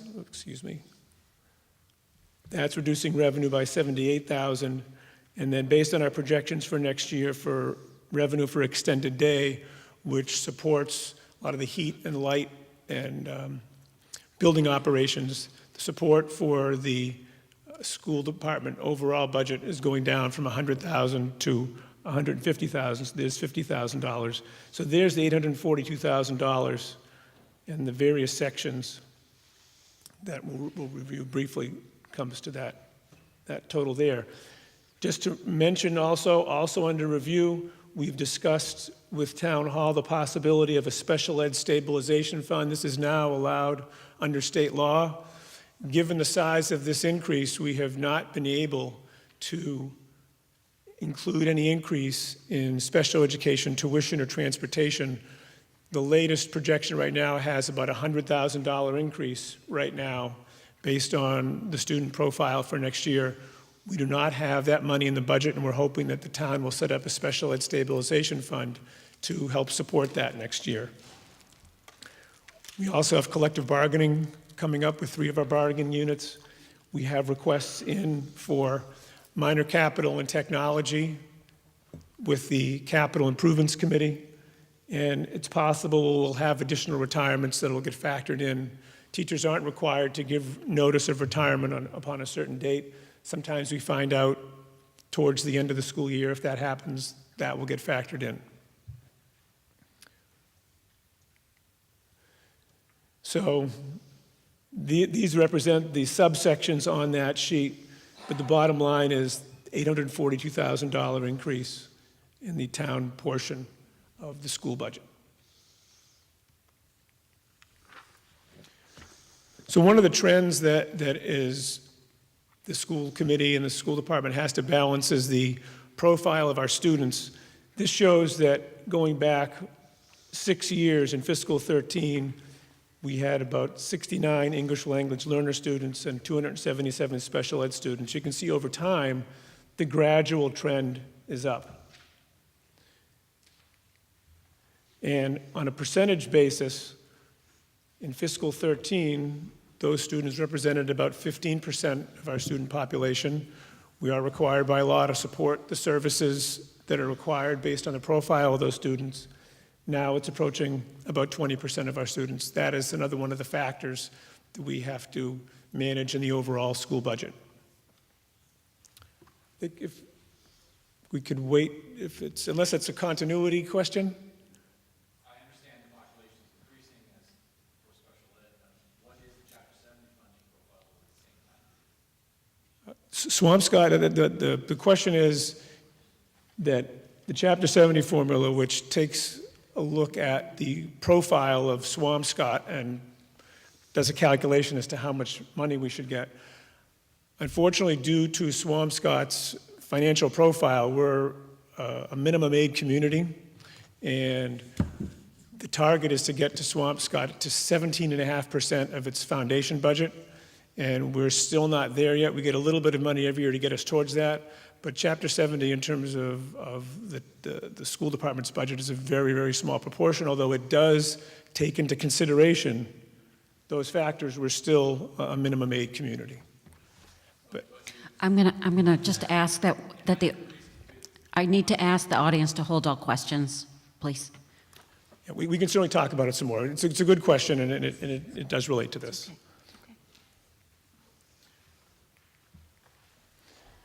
So those of you that look carefully notice that we did have to increase our substitute line item significantly, and this does require some background. Oops. Back in 2015, the budget for substitutes was $358,000, and we spent $227,000, and we had similar results in 2016. And based on that, we reduced the budget in fiscal 17 to more along the lines of the historical average, and then we ended up with expenditures of about $416,000 This year it's looking to be in about that same range. I double-checked the trend on substitute budgeting from a few weeks ago till now. We're still running in that same area. So that is why there's a significant increase in the substitute, long-term substitute budget line. Substitutes, a lot of you are familiar with the substitutes we pay $75 a day for. Most of our costs is for long-term substitutes where we hire licensed teachers to fill when other teachers are going to be out for extended periods.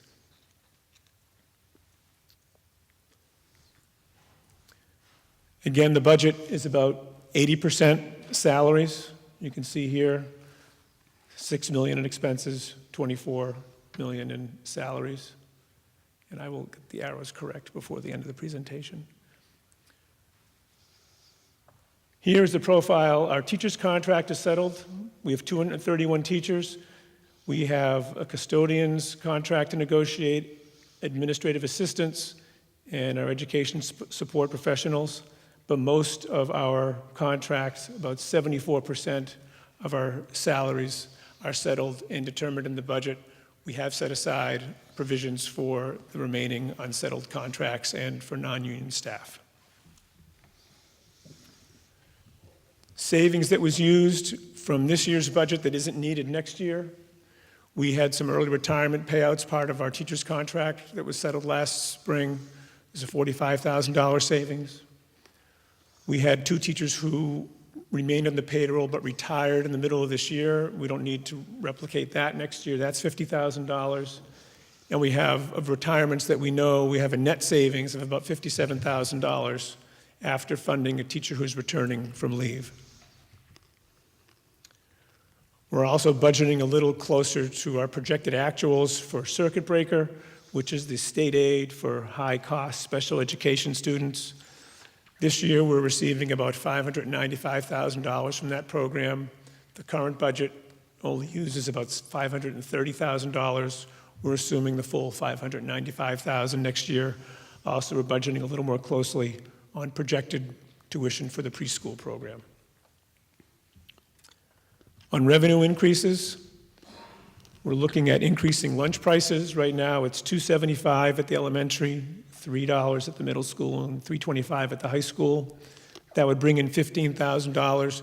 What that would allow us to do is when we have minor repairs in the main kitchen at the middle school or at the serving locations at the elementaries or the high school, we can fund some of those repairs with revenue from the program instead of relying on our facilities budget. It takes some of the strain off the facilities budget that supports the kitchens.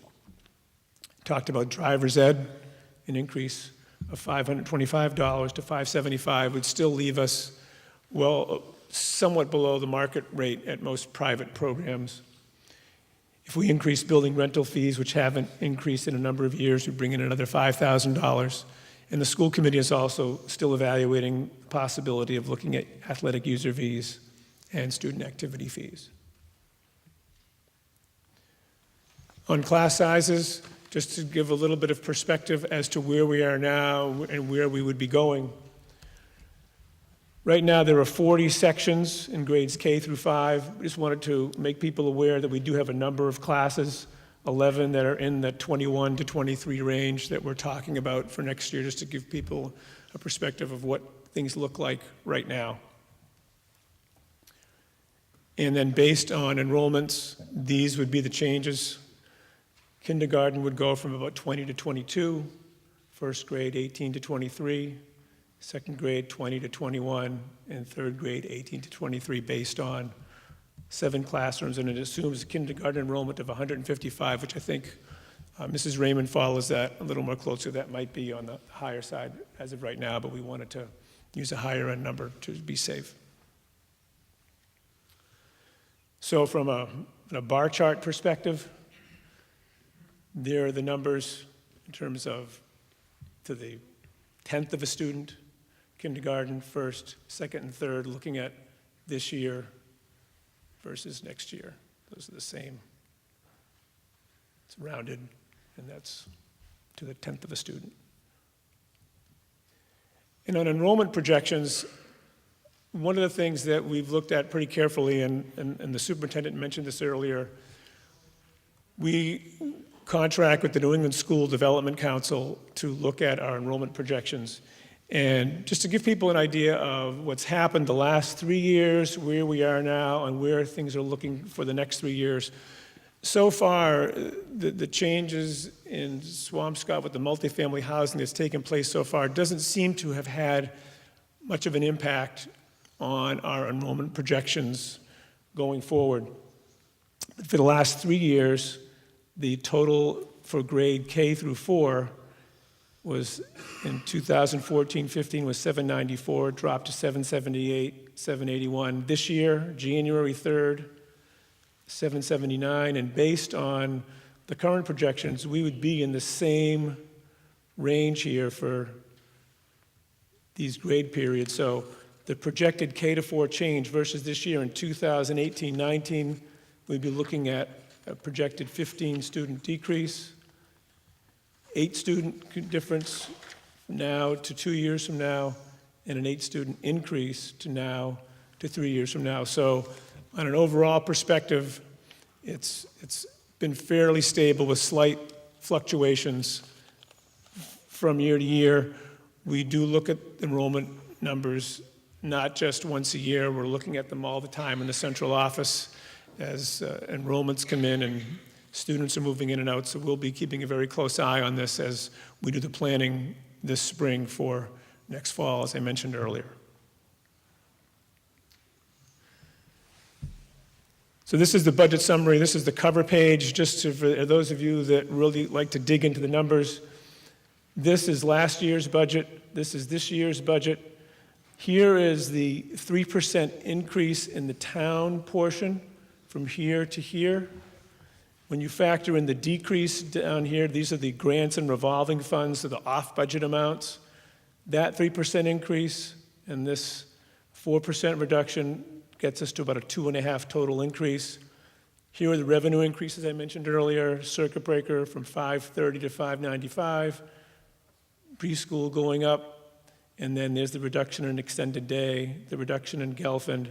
And then we also have to treat the money that we get from cable TV a little bit differently next year. And there's a reduction there.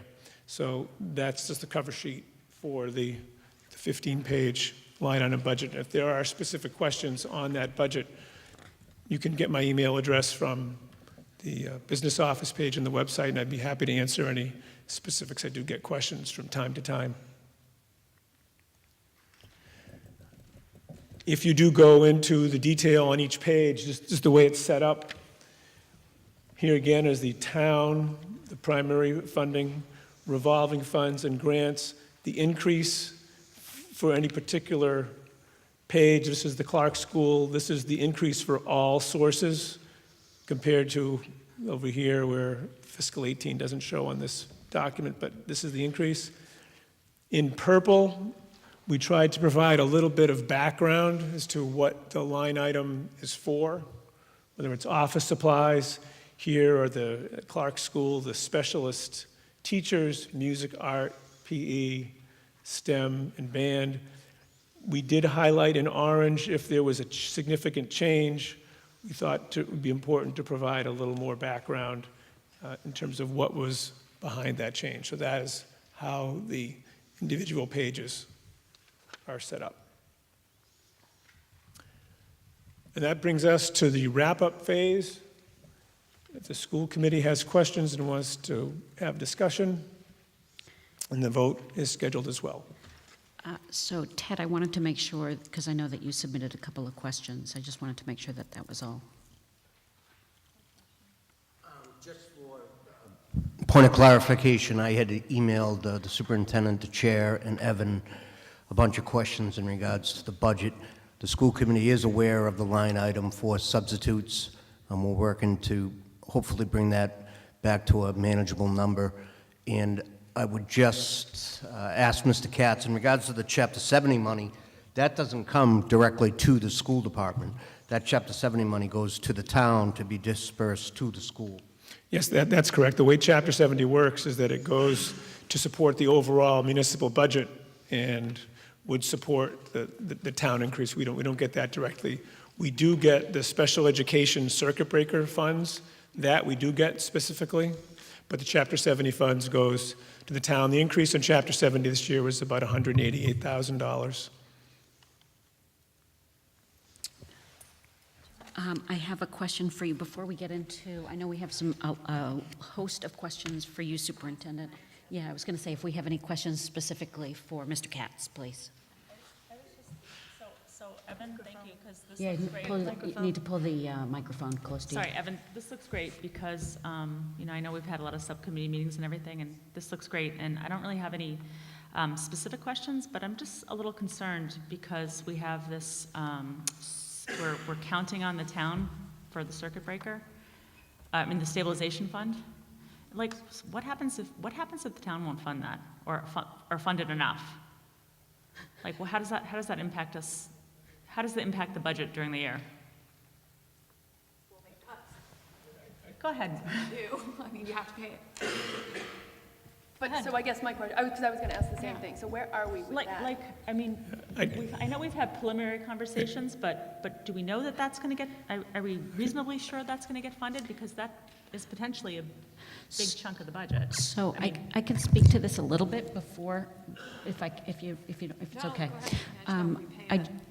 I just want to, I want to talk, I want to make everybody aware that in our tri-chair meetings in particular, which is Naomi Dreeben, Marzi Galaska, myself, as well as the superintendent and the town manager, we have been talking consistently about setting up a fund like this. We candidly have not talked specifically how much money that is. And I know that certainly we're looking for more than we sort of started out up here, and the town manager was down here, and we're kind of getting closer. But I think we have to have a bigger discussion about this at our joint meeting on the 28th.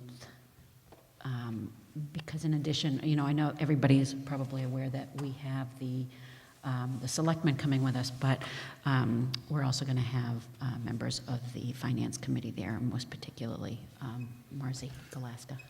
So I think that, that's one of the most important conversations we'll have.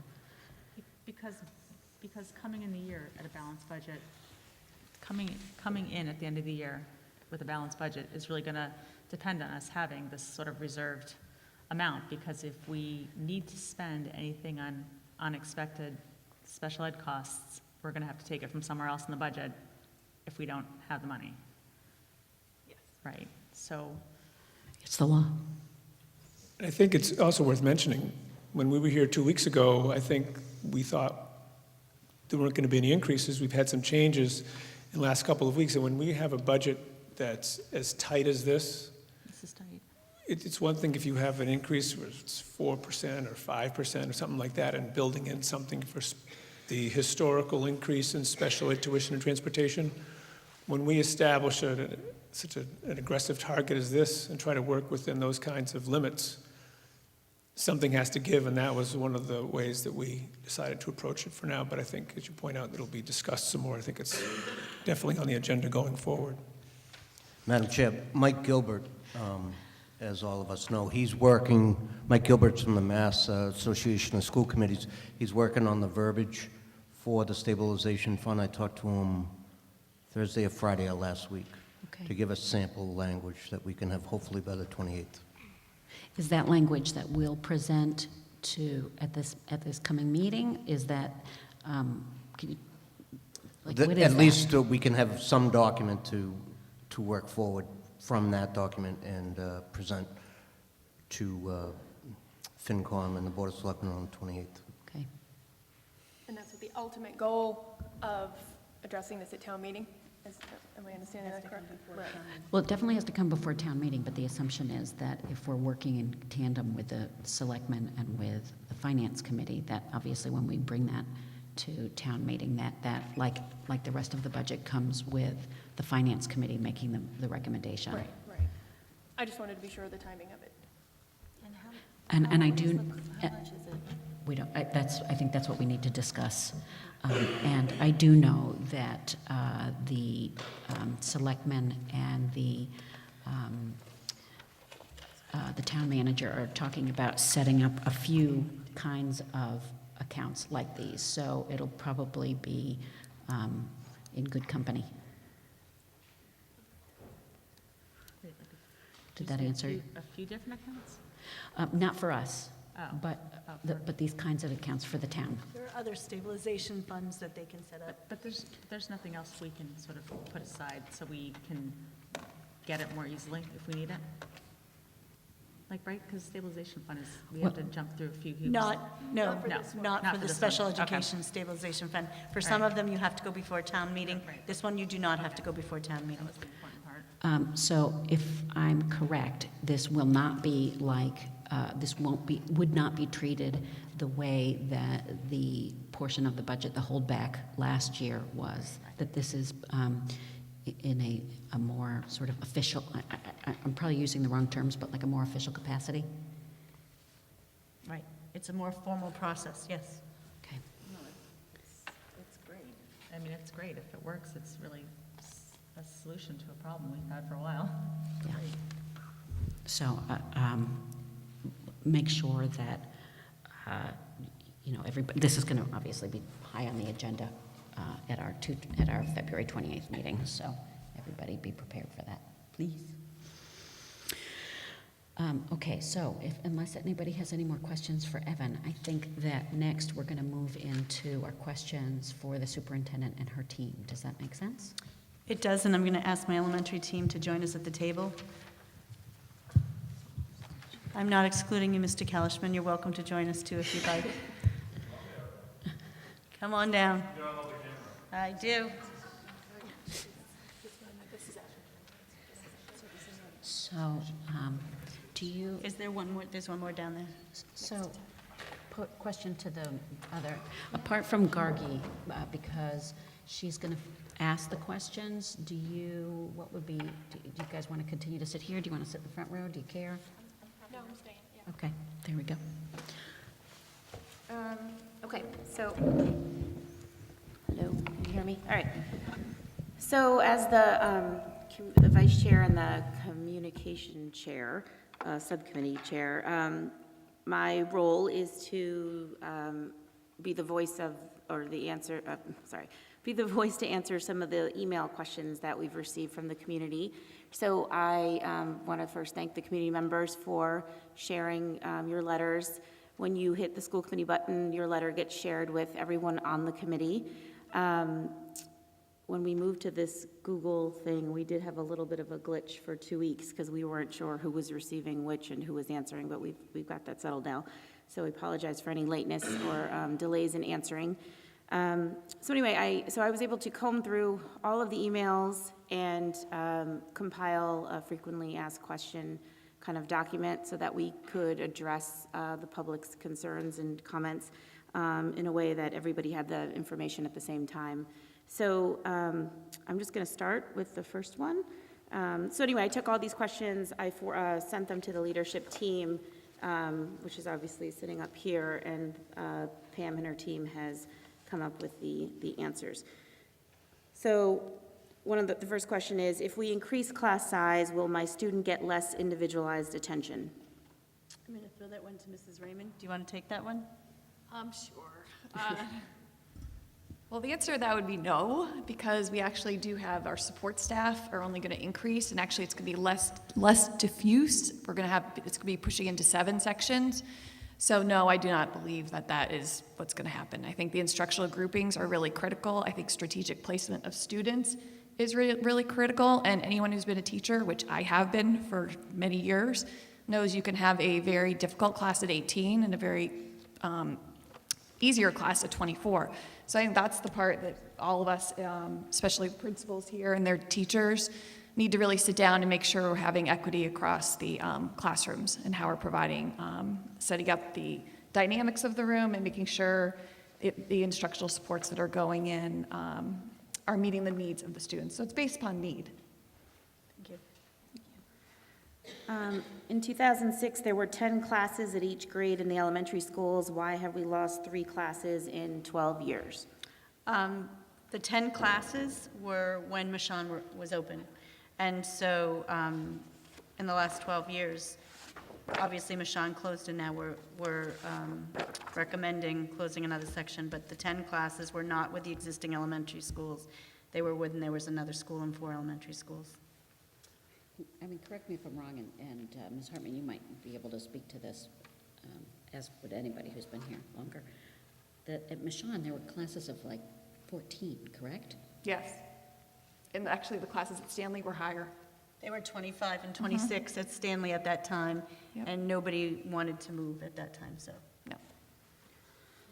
I believe that also the enrollment was over 1,000. It was over 1,000, and it's come down to 779. Okay. Research points out that academic achievement is maximized with smaller class sizes and lower teacher-to-student ratios. Why are we increasing class sizes? I think I already addressed that. That's been answered. Who is benefiting from these changes? Will the gifted students be bored because there is no additional time given to them? What about the underachieving students who are struggling just to make it through the day? I'm going to actually throw this to one of the elementary principals because they conduct their data meetings currently, and there's practice around this right now. And so if there's one of the principals that would like to answer this. Want to talk about your data teams? Go ahead. Yep. Go ahead.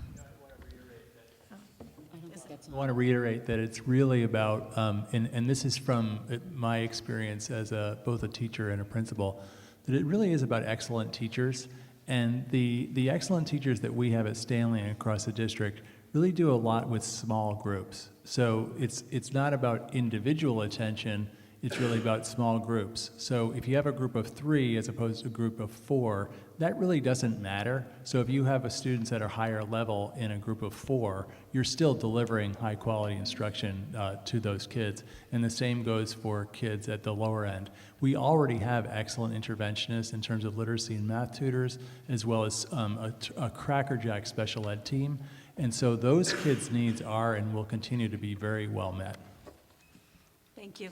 Can I just also add, when we adopted the Readers Workshop, Writers Workshop curriculum, Lucy Calkins, and also the model for teaching balanced literacy, that naturally allows for flexible grouping. So you're not teaching to one level or one child, you're teaching to a variety of learners who are able to be challenged if they need to be challenged, or also able to be taught in a real strategic manner to help kids who might be falling apart in different skill areas. But it just naturally allows itself as a model of teaching to have, enrichment opportunities for those children who we're talking about, like the gifted population. So they have a lot of choice involved in what they're learning and what they're reading and what they're writing. So, thank you. Also, I think the space issue is going to be the fact that we're going to have more open space for instructional and grouping will be really critical. That all the learning that's been happening in the hall, and this is not primarily special education, it really is students who are in tier 2, or even looking at students who may need more acceleration to look at challenging students, who need more challenge to their curriculum. Having them be in the hallways is not optimal and just can't be acceptable. But having breakout spaces will actually let the teachers have more options and more flexibility now. Yeah. I just wanted to speak to data team meetings. So we have, each grade level meets with all of the academic support professionals, and we talk about students and their achievement and who's making effective progress and who is not. And then immediately following those meetings, my academic interventionists are meeting and readjusting the groups. So the groups really are flexible, and this ensures that no student is falling through the cracks. And then we revisit that throughout the year. Thank you. I also think another critical thing to this, when we were all discussing what to do, was how I think important everybody felt those interventionists were, and where they want, and where people, we knew that we were looking at efficiencies, and that is not where, from what I remember everyone saying, Right. that anyone was willing to touch. Right. so that how critical that is. Can you say that again? So looking at the interventionists that we have for Tier 2 instruction, which is not special education. And like, who are those? Those are, we have literacy tutors and They're some in on, math. they're coming up in your frequently Okay. asked questions. But I just think that that's an important piece to look at, that the elementary principals, that's really where it came from, that they did not want those tutors touched, and how critical they were to providing the support in the classroom. So when people ask what one of the options was, it was cutting the interventionists and leaving the teachers. And as a team, those are so critical that that was not an option for us. Just good for people to know. So what are the other options? Can we get creative with space? So one of the things I want to say about this is we do the budgets annually, and when we get together and start early on, we pretty much put everything on the table. We use the whiteboard, we go K to 12, we talk about what each level might be giving up. We analyze resources, in expenditures, which include personnel and professional development, curriculum, supplies, utilities, maintenance, and it is our job to determine the best way to use those resources and allocate funds. And so for the public who asked, what else was on the table, we make those decisions and make recommendations to the school committee. It's not something I'm going to vet in public. The teacher reduction reflects poorly on our academic standing in the state and ultimately our real estate values. It's not really a question, it's like a statement. Well, I think our facilities and hallway learning environments reflect poorly on our academic standing. We've talked about class size being an important factor in determining academic reputation, but it's one factor that contributes to the public perception of academic quality. We balance class size along with all of the other factors that I showed in the Hattie report, be it K to 12. We still address all of those issues in K to 4, and that's what gives Swampscott an excellent reputation and academic standing. And I probably would add, the MSBA walkthrough, I think was really eye-opening to me, and how amazed they were about the conditions that we were educating our elementary school students in, especially the hallway learning. I mean, that really hit home to me. Yeah, and I want to kind of speak to that a little bit too, because when we talk about the populations and the demographics between all three elementary schools, if you come to the Clark Elementary School, it's the smallest space-wise in the district. We have the highest number in terms of our special education students. We have the highest number of students who are what we call sub-separate partial inclusion students. And what's happening is those kids who receive services like OT, PT, speech, they're being serviced in a hallway. And in my opinion, that's not respectful of confidentiality of those students. They're learning, they're doing occupational therapy while kids are coming back and forth to go to the bubbler, or they're going to art, or they're going to gym. And it's really disruptive, and it's not, in my opinion, I think it's unfair to those students. So when we talk about the equitability between the schools, the space at Clark, and as much as we love all of our students, it is not conducive to optimal learning and optimal services for those kids. I think it's safe that's to a say, concern. Mrs. Hunt, it's not just your opinion, it's the opinion of the entire leadership team, which is, I think I'm speaking for all of us. Mr. Principal Daniels? Yeah, just two things. One of the drivers of the initial, as I understand it, the initial push for this change was that it's equity. So if you look on paper that Superintendent Angelakis showed us in one of the parent forums, the numbers tell the story of the inequity between the three elementary schools that we've always known about, that has just gotten worse over the years. That's the thing that I hear about. When I hear about the reputation of the Swampscott Public Schools, the first thing I often hear is the inequity of how within a small community we have a stratification that reflects the surrounding towns of Revere and Lynn, Swampscott, then Marblehead. And it's almost like we have that within our three schools. So the beginning of this is to move one of the special ed programs over to Stanley. So that's where we started. The second thing is that The reputation that I hear, and I get it all the time from the passionate emails, especially that we got to the school committee about this change, were about teachers. They're about individual teachers and how those teachers affect their children. We still have those teachers. Those teachers will continue to do their excellent work. That's where our reputation comes from, not class size. Thank you. Okay, if we have known about the enrollment issue for approximately 5 years, why haven't there been gradual changes to the way children are assigned to kindergarten at each school? I'm going to give the answer that I gave at the public hearing, and that is that in my tenure, I came into this position, and we used the ship analogy, and the ship was underwater. And the first 3 years, I have spent 3.5 years building a leadership team that is stable. In addition, putting out more than one fire in the district with personnel, and really putting policies and procedures in place that haven't been in place in this district for a number of years. As I said at the public hearing, it's only now that I'm thrilled to be talking about programming at the high school with Mrs. Klondike and looking at the work that we're doing more critically and not having to necessarily deal with all those operational issues. Okay. Has the teacher's room at Stanley been considered as a classroom to address the space needs of our special educational programming? Mr. Katz, do you want to take that one? Sure. Basically, that teacher's room right now serves as a teacher's room and the kitchen food preparation area. And so if that was converted into a classroom, there would be no place to prepare food for the students or for the teachers to go to have their lunch if they have their prep period. So there's just no space alternative. And it was not designed as an instructional space, and I think our students with special needs deserve better than that. Personally. Special needs or regular education, any. Yeah. It's Personally, all of them do. As far as I understand it, that room is not big enough either for a classroom, but also it houses a staff workroom and a room for mailboxes. So, are we supposed to be taking comment from the audience? No.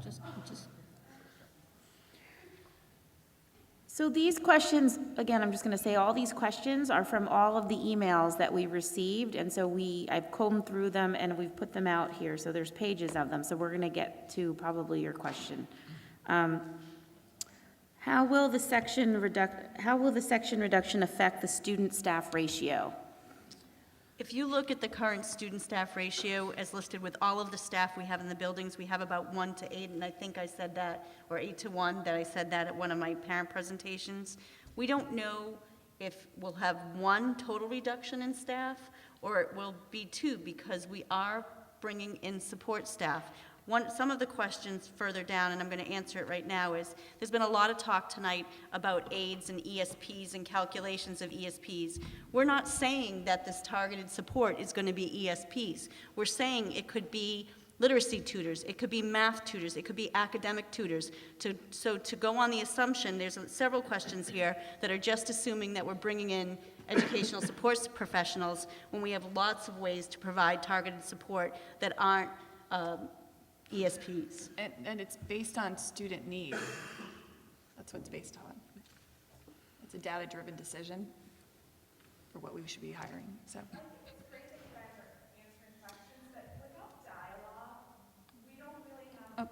Okay. Okay, so I understand what you're saying. I understand what your concerns are. This information, as I said at the beginning, is a school committee meeting that takes place in public. And right now, it is the superintendent and her staff talking about what they believe is the right thing to do. And no.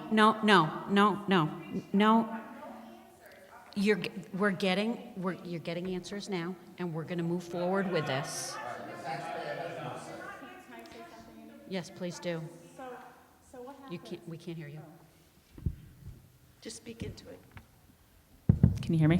Oh, sorry. I think the questions that are being posed here are really important because a lot of them came from emails. There's also questions that we've posed, and since we're not allowed to talk to each other, except for in this forum, we're listening to these answers as well, because there's questions that we've posed to the superintendent that are also in this list in one form or another. Sometimes they are the same as parents have asked, and sometimes they're a little bit different. So it's really important for us, and I appreciate this because I'm learning some stuff as well, and I know that a long time has been spent, thinking about these plans, and these answers are important not only to the people who have asked these questions in emails over the past couple of weeks, but also to us. And this is our meeting, and I need to hear these questions to feel confident in the decision as well. So Can I thanks. make a point as well that we also have people potentially watching from home who might be interested in hearing the answers to these questions as well.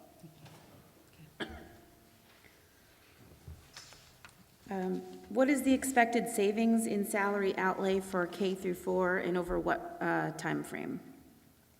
So for the year, originally, it was going to be $150,000 in savings, but we added in 40. So now we are going to recognize a savings of $110,000. What policies are in place for hiring and assessment of regular classroom aides?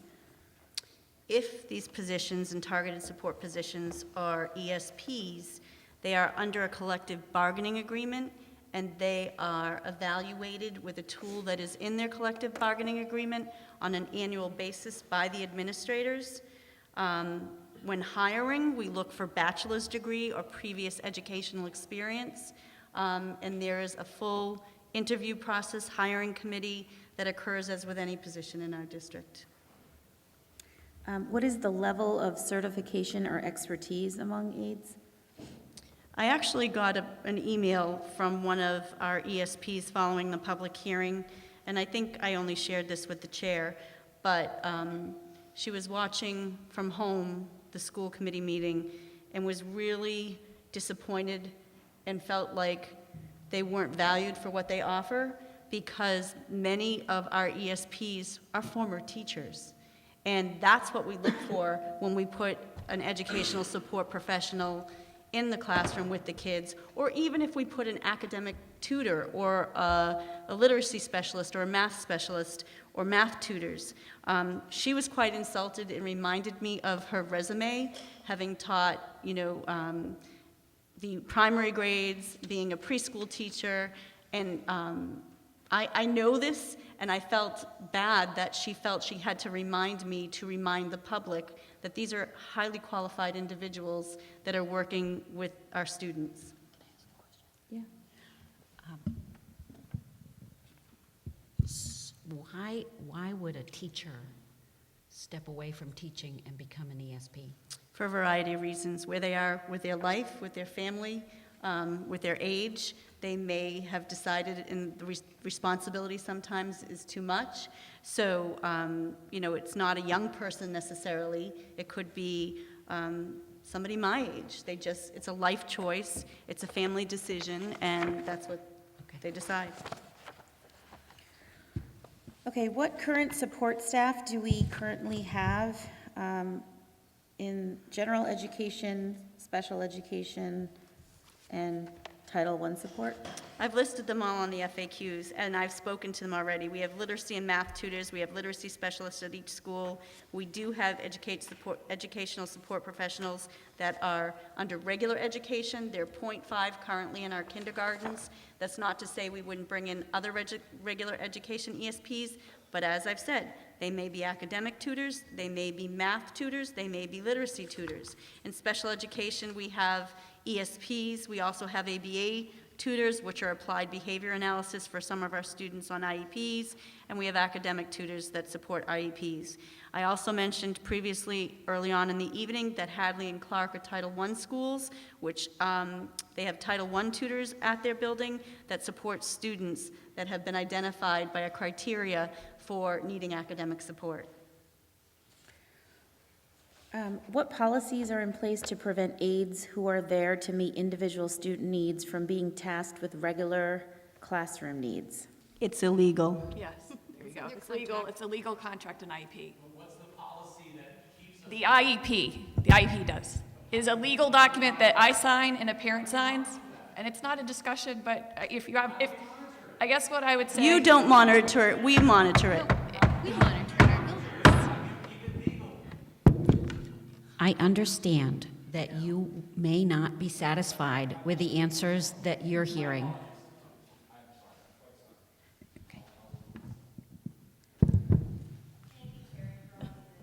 Okay. No, this is a school committee meeting where the school committee, under the laws of Massachusetts, this is a school committee meeting that takes place in public. We are all very familiar with it and trained extensively. Thank you.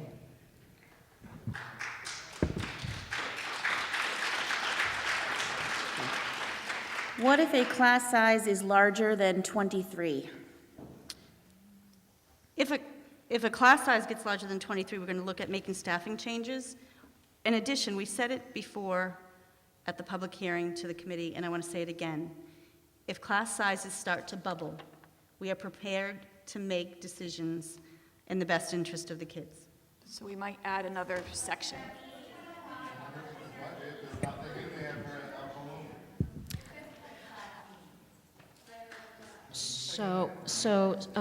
Could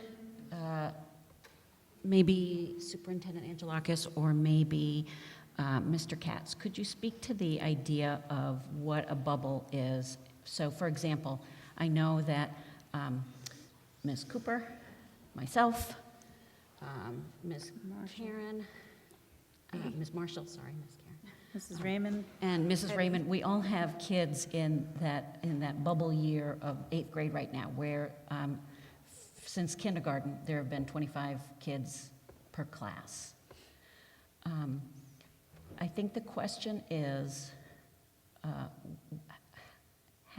what happens if we have that again?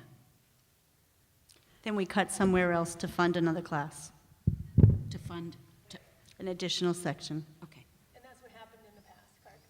Your mic isn't on. Yes. I don't know why. But that's what's happened in the past. Yes. And how it's always happened? I have to ask you to stop interrupting. This is a school committee meeting, and if you can't just participate, you can't participate. That's not what this is. We had a hearing last week. This is not a hearing.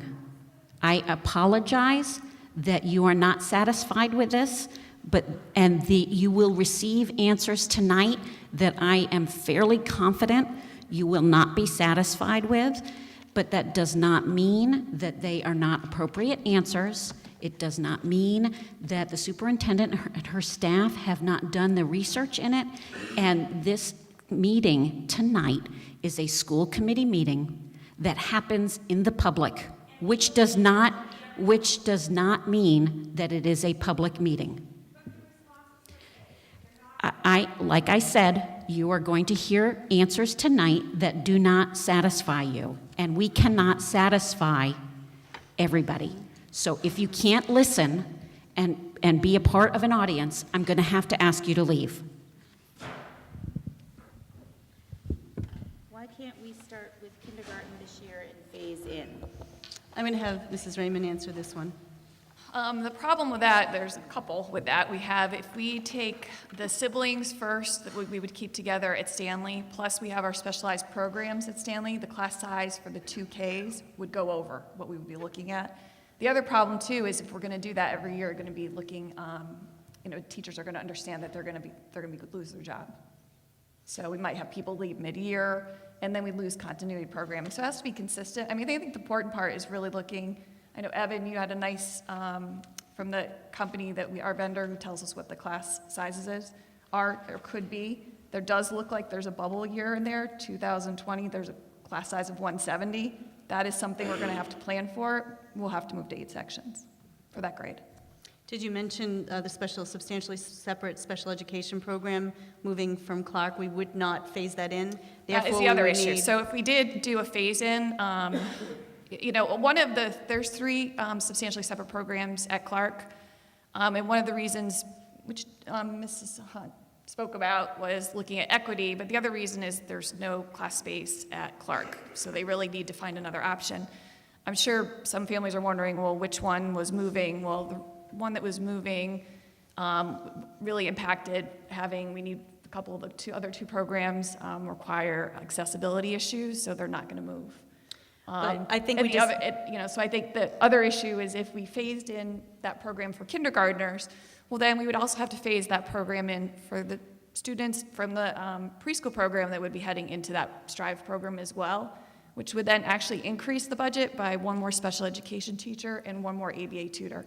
I don't think we shouldn't ask this more of our general ed students. I'm going to ask of our parents who have students in the Strive program. Well, I So think would it's increase the important budget. for the committee to understand that if we phased in regular education, we would phase in the special education. We wouldn't just take one classroom and move Right. special education and not phase in that as well as the others. We're not willing to take one population as leadership team and just move them and not touch Well, both yes, populations. if we decide phasing it was really important, then we would phase in the Strive program, which would increase the budget.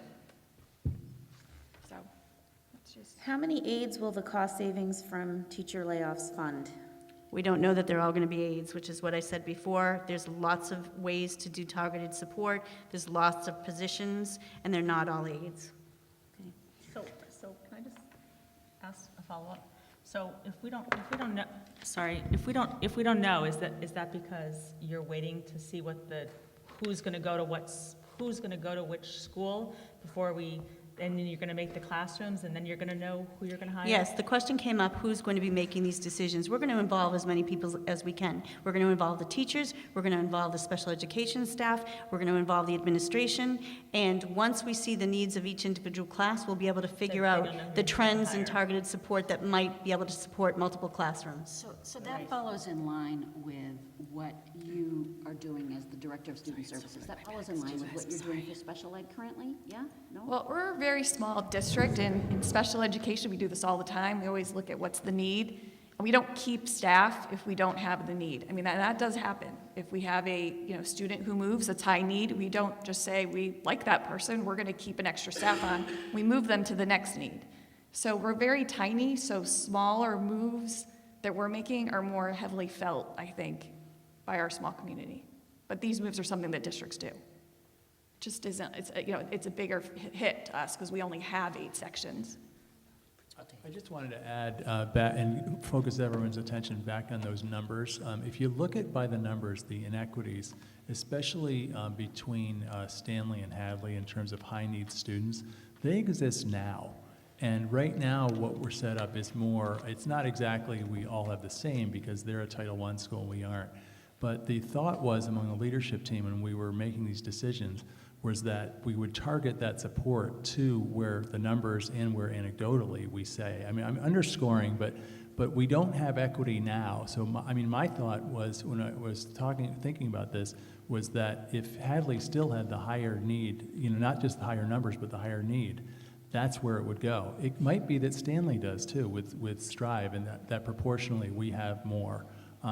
But I wanted to let you know that those numbers were really high on our mind, and inequity was high on our mind when we were talking about this. Yes, they were. Sorry, another follow-up. Is that sorry? Yeah. So, Principal Daniels, do you think you have? Are there kids at Stanley currently that could benefit from Title I services, but you don't have them at your school? We don't have them because of the formula for No, Title I. I get that, so but I'm thinking at Stanley and Clark, there's kids that qualify for Title I, but then there's also kids that get Title I services because there's a Title I program there, Yeah. and you can sort of pick in some extra kids and sort of get kids before they fall through the cracks? Yeah. I mean, so do you have kids that could maybe benefit from having Title I programs? We always have kids that could benefit from more intervention and support. We want, we always, I'm not going to say no to that, but in every district, and this one is the same, that I've worked, I haven't been the principal of a Title I school before, but in every district that I've been the principal of, there's been an analog of that Title I support in my school because it wasn't Title I. We have that currently, but I think it was last year we looked at Title I again in order to redo the equity formula for the district, because it really wasn't, basically the formula that we had was one based on everyone gets the same versus everyone gets what they need. Right. So I don't know if that answers. No, it kind of does. It sort of speaks to like sort of a reverse inequality, like another kind of inequality or Exactly. or inequity. Just At first, it was cut 5 teachers, save 2, now cut 4 and save 1. Shouldn't it be 1.5? We addressed that with the $40,000 of additional funds going to targeted supports in the budget. How that's changed since the last presentation. Yes, but Mr. Katz spoke to it in his presentation. I think you spoke to this, but who or how is determining when and where aids will be placed? I think I just answered that question. So I do want to say that I think it's important to acknowledge that the questions came in using the word AIDS, and I recognize that that's sort of a catch-all term, and that you're The aides of old are educational support professionals, so aides and ESPs are interchangeable, but they are not. Academic tutors are not, literacy tutors are not, math tutors are not. Those are all different kinds of positions and interventions. The next question has to do with enrollment projections. Do the enrollment projections include the new condos on Essex Street, 44 units? How many students are projected to come from this new housing development? I already answered that and addressed that. What about pairing students who are moving with students and/or teachers who are also moving? This came in as a recommendation, and we are absolutely committed to making it happen. So what does that mean? It means if 2 families from Stanley have students who are friends and moving from Stanley second grade, say, to go to Hadley second grade, we would put them in the same classroom. If a teacher from Stanley were moving to Hadley and 2 students were going, we would put those 2 students in the former Stanley teacher's classroom so that there would be some familiarity and comfort with the people around them. Why can't we use modular classrooms until a new school is built? I've already answered that. I think we should spend a little bit more time on that, as I know that that's, could you talk a little bit about the quotes and and I know Martha, forgive me, I know that offline you and I had a conversation about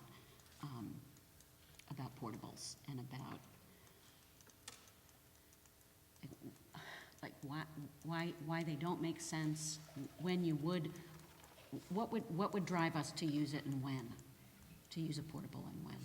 I think we talked about just what, who can be in a portable, what groups of students can be in a portable, and only certain groups can be in a portable. For instance, we cannot put the special education students that are in substantially separate programs into the 2 portables at Clark. You cannot do that. So they have to be grouped together where there are other inclusion students. So you're kind of limited about who can be in those portables. But we do have 2 portables. We do have 2 portables at Clark, and they've made them a library, which is also a multifunctional room for interventions, and a music room. Can I talk about what the portables support at Clark? Yes. So the portables at Clark, it's really actually 1 portable, and it's separated into 2 separate spaces. And if you have visited the library at Clark, it's tiny. And not only is the library at Clark the library, but it's also where I house my Title I tutors because I have no space for them in the building. It's also where I have to put our .5 ELL teacher. So if you go to other school systems, an ELL teacher might have a classroom where they can service their kids. I don't even have that. So that teacher, I'm sharing my library, my librarians, my media specialists, my ELL teachers, my Title I support services, all on one side of the portable. The other side of the portable is art, music, and band. So, I mean, in terms of portables, I think that was supposed to be a temporary space, Superintendent Angelakis. Fifth grade. I taught fifth grade in the library. That's what is now the library. It's supposed to be there 5 years. It's 20. But we're not talking about the cost. We're not talking about the fact that a 2-room classroom right now would cost $300,000 to $500,000, and then you're adding an annual lease fee into the operating budget of another $150,000 to $180,000. So I don't know what more I can say to you that speaks to why I wouldn't go for a modular. Mr. Raymond, just for a point of clarification, your initial statement, can you just repeat that?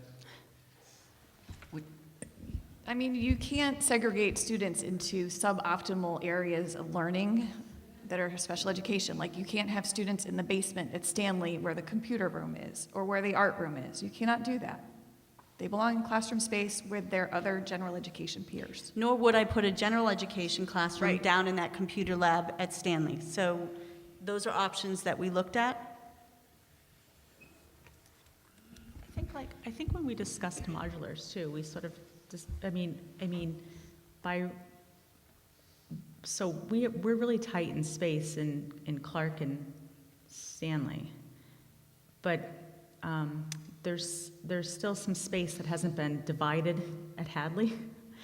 Like the fact that Hadley still has a separate music and art room and the other 2 elementary schools don't, shows us that we have a classroom at Hadley that we can use if we need it, and that makes the space in our, so we have space in our whole district. Once we rearrange kids, we have space for everyone. And modulars seem to me, because of the price and because of how they're temporary, are really for emergency situations or for increased enrollment.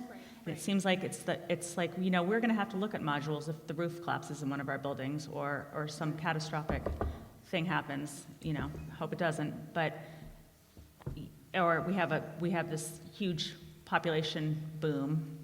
You know, but I think like it's. I mean, personally, I just don't see why even spending that money makes any sense at all, because we have the space when we move classes around within the 3 elementary schools. Okay. Explain how quality of education won't be compromised with larger class sizes. I think I've talked about this a lot in terms of differentiated instruction and instructional groups, and even gave an example with a daily schedule of how students are in and out of a classroom.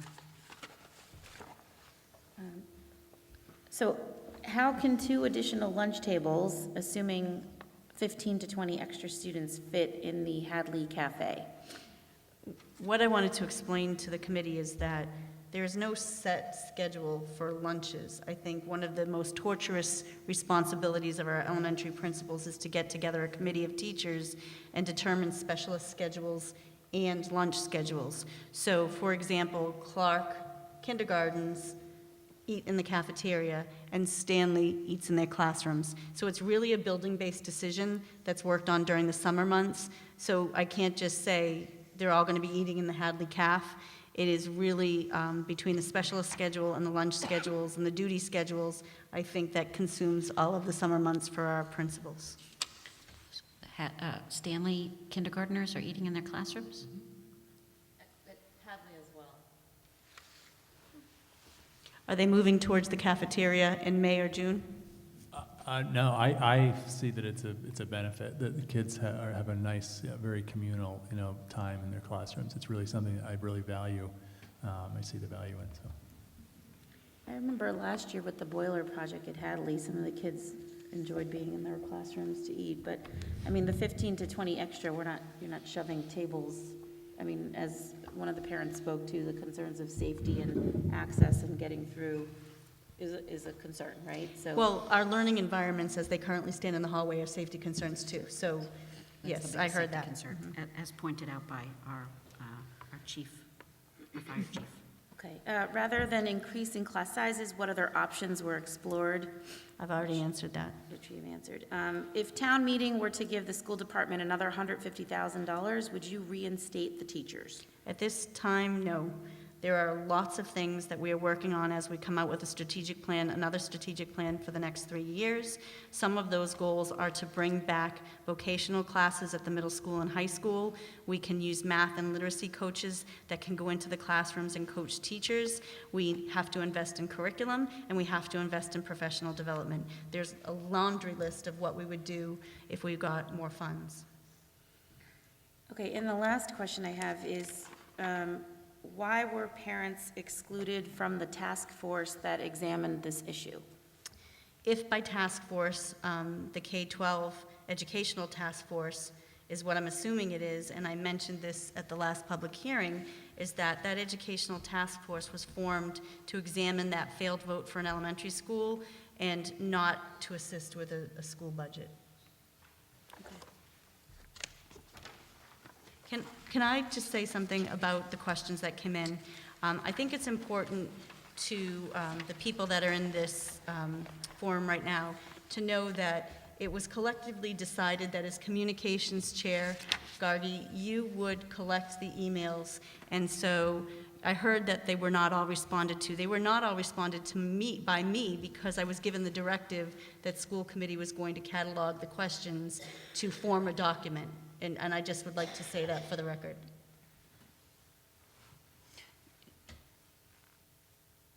I'm sorry, maybe it's just because I'm tired. I am hearing that the emails were not responded to.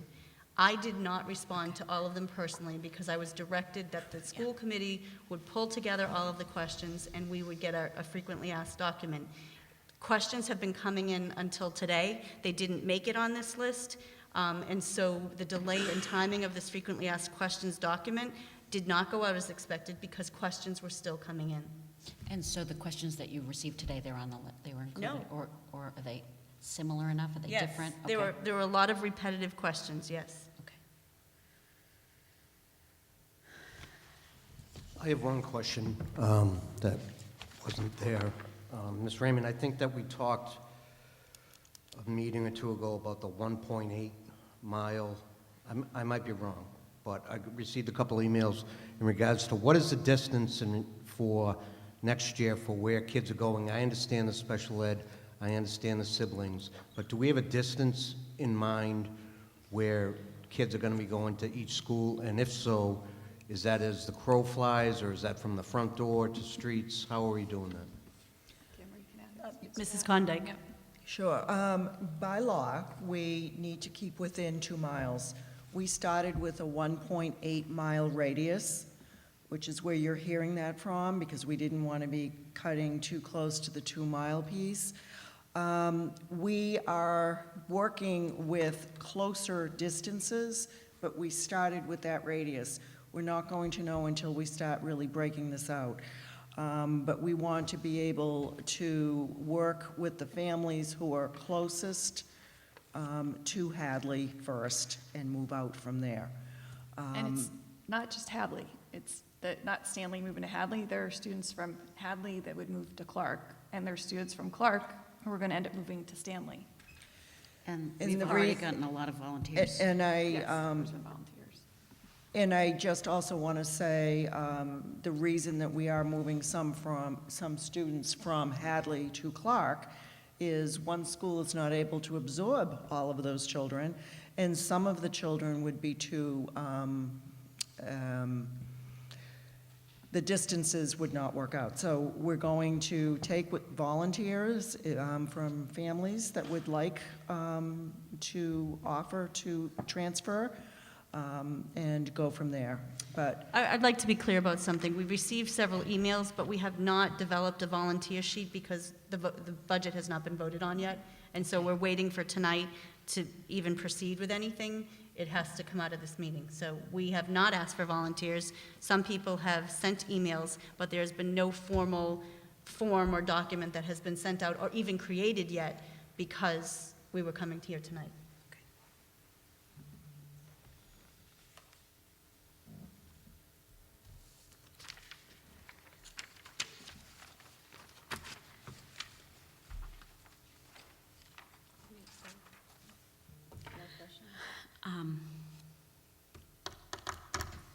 you know,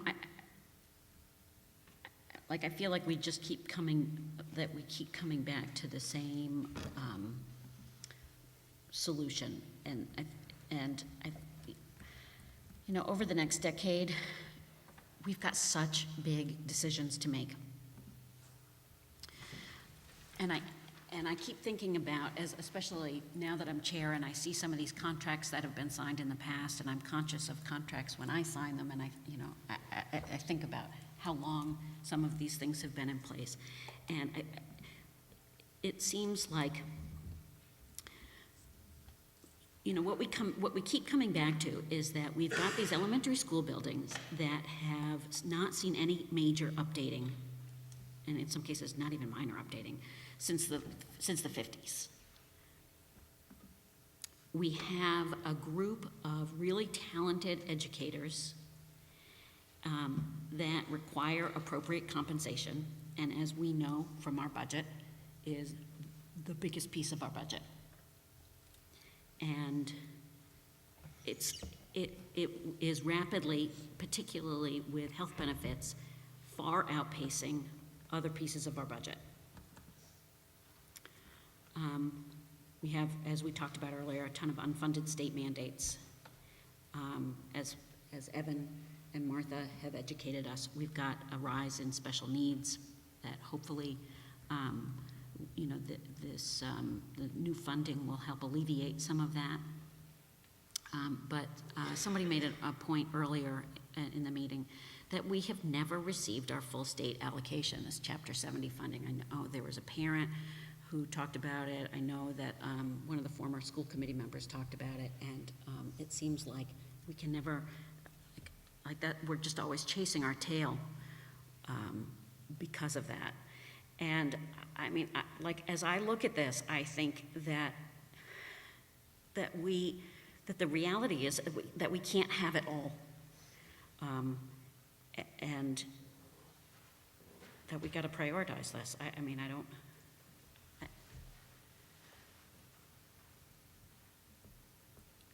Well, can I I'm trying to add a little bit of context, but if you look back, you know, 7 sections is not unheard of.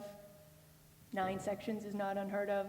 8, you know, is not some magical number that we ever had any historical significance to Swampscott. You know, every year it adjusts based on the needs. So some years there are 9, like in a bubble year. Some years there are 7. School districts, this district, other districts adjust every year. So I think it seems different because, you know, we're taking, you know, one from each level, so it seems bigger, but in reality, these kinds of things happen every year, and it's what districts have to do. Same thing with reductions. Nobody likes to reduce staff. Nobody certainly wants to be the staff that's being reduced, obviously. But last year in our budget, we had reductions of 5.2 positions. And, you know, nobody said anything. There were some added in different areas. This year, with these reductions, there are also some other positions being added as well.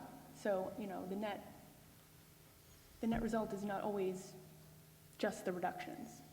And again, these are decisions that have to be made every year based on the realities of what the district needs. I also want to say that class sizes in the low 20s is also not uncommon for Swampscott. I went back and looked at the elementary numbers going back as far as we had easily available, which was 2006. And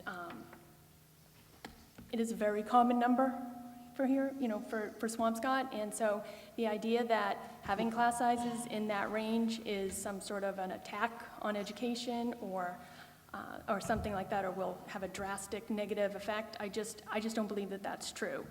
If it were true, then we wouldn't have the strong, vibrant schools that we have, because those class sizes are typical here.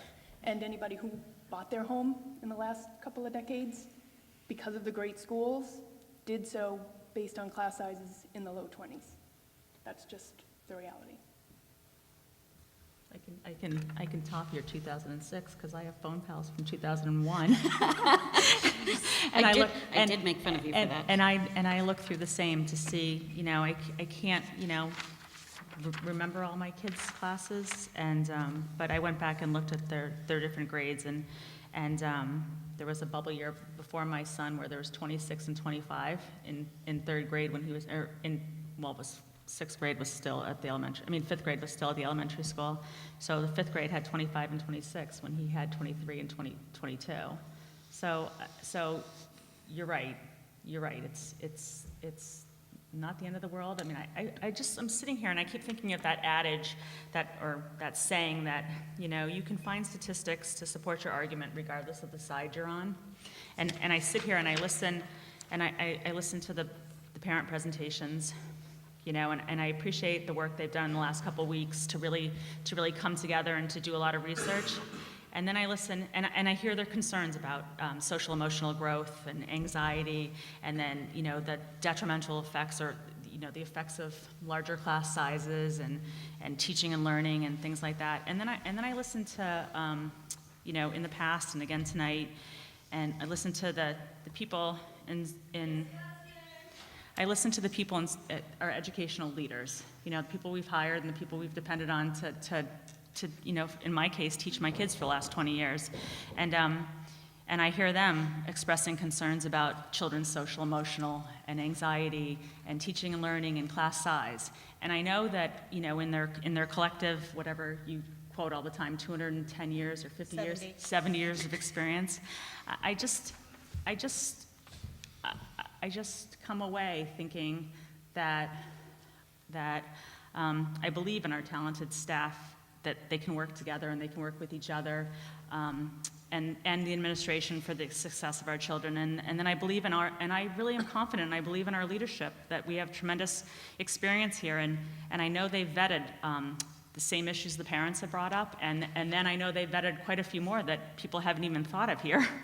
And I think that I trust them to constantly monitor and adjust and look at everything to make sure what happens across the entire district, not just at our elementary schools, because, the entire district is pretty important. And I think they're going to support the success of all our students too. So I'm really happy with the budget. I'm happy that we were fiscally responsible. I'm happy that we have level services. Basically, we're doing pretty great with the money we're spending this year, and ultimately I know we just vote for the bottom line, and I know that if we vote yay or nay or postpone or anything, it's not going to change what the leadership team is doing, and I'm really comfortable with the budget, and after listening to everything and knowing that beyond weeks they've spent months and their whole careers thinking about issues like this, and I have a lot of confidence that it's the right decision, the budget and everything that follows. My 2 cents. You got anything else? No, I spoke earlier. I didn't know there was 270 years. And I'm not trying to diminish the sensitivity of what is in front of us. I think at the end of the day, we are going to be around a 3%, hopefully a little bit more. But as we were initially school committee members, we figured that we could do some change. Some of our hands are tied, whether it be Chapter 70. Just to answer, I think, Terry's question in regards to the IEPs, that is so close to my heart in regards to what exactly is in an IEP. That's the parents' decision. They sit down with Ms. Raymond, and the plan is set forth. And it's on the parents, unfortunately, to make sure that annual reviews are done and to get involved with the teachers and to make sure that whether if your child is sitting up front or the child needs extra work, or unfortunately in today's education, you have to stay on the district for those IEPs. We don't share IEPs. It's against the law. where we have to fund, if someone is deemed eligible for an IEP, then we have to fund it. That's unfortunate, but that's what we have to do for a disadvantaged child, and I would go to bat 100 days long for a disadvantaged child. The Chapter 70 has been on our shoulders ever since I came on the school committee, and yeah, we call each year, don't forget Swampscott, don't forget Swampscott. Do we get our fair share? We don't.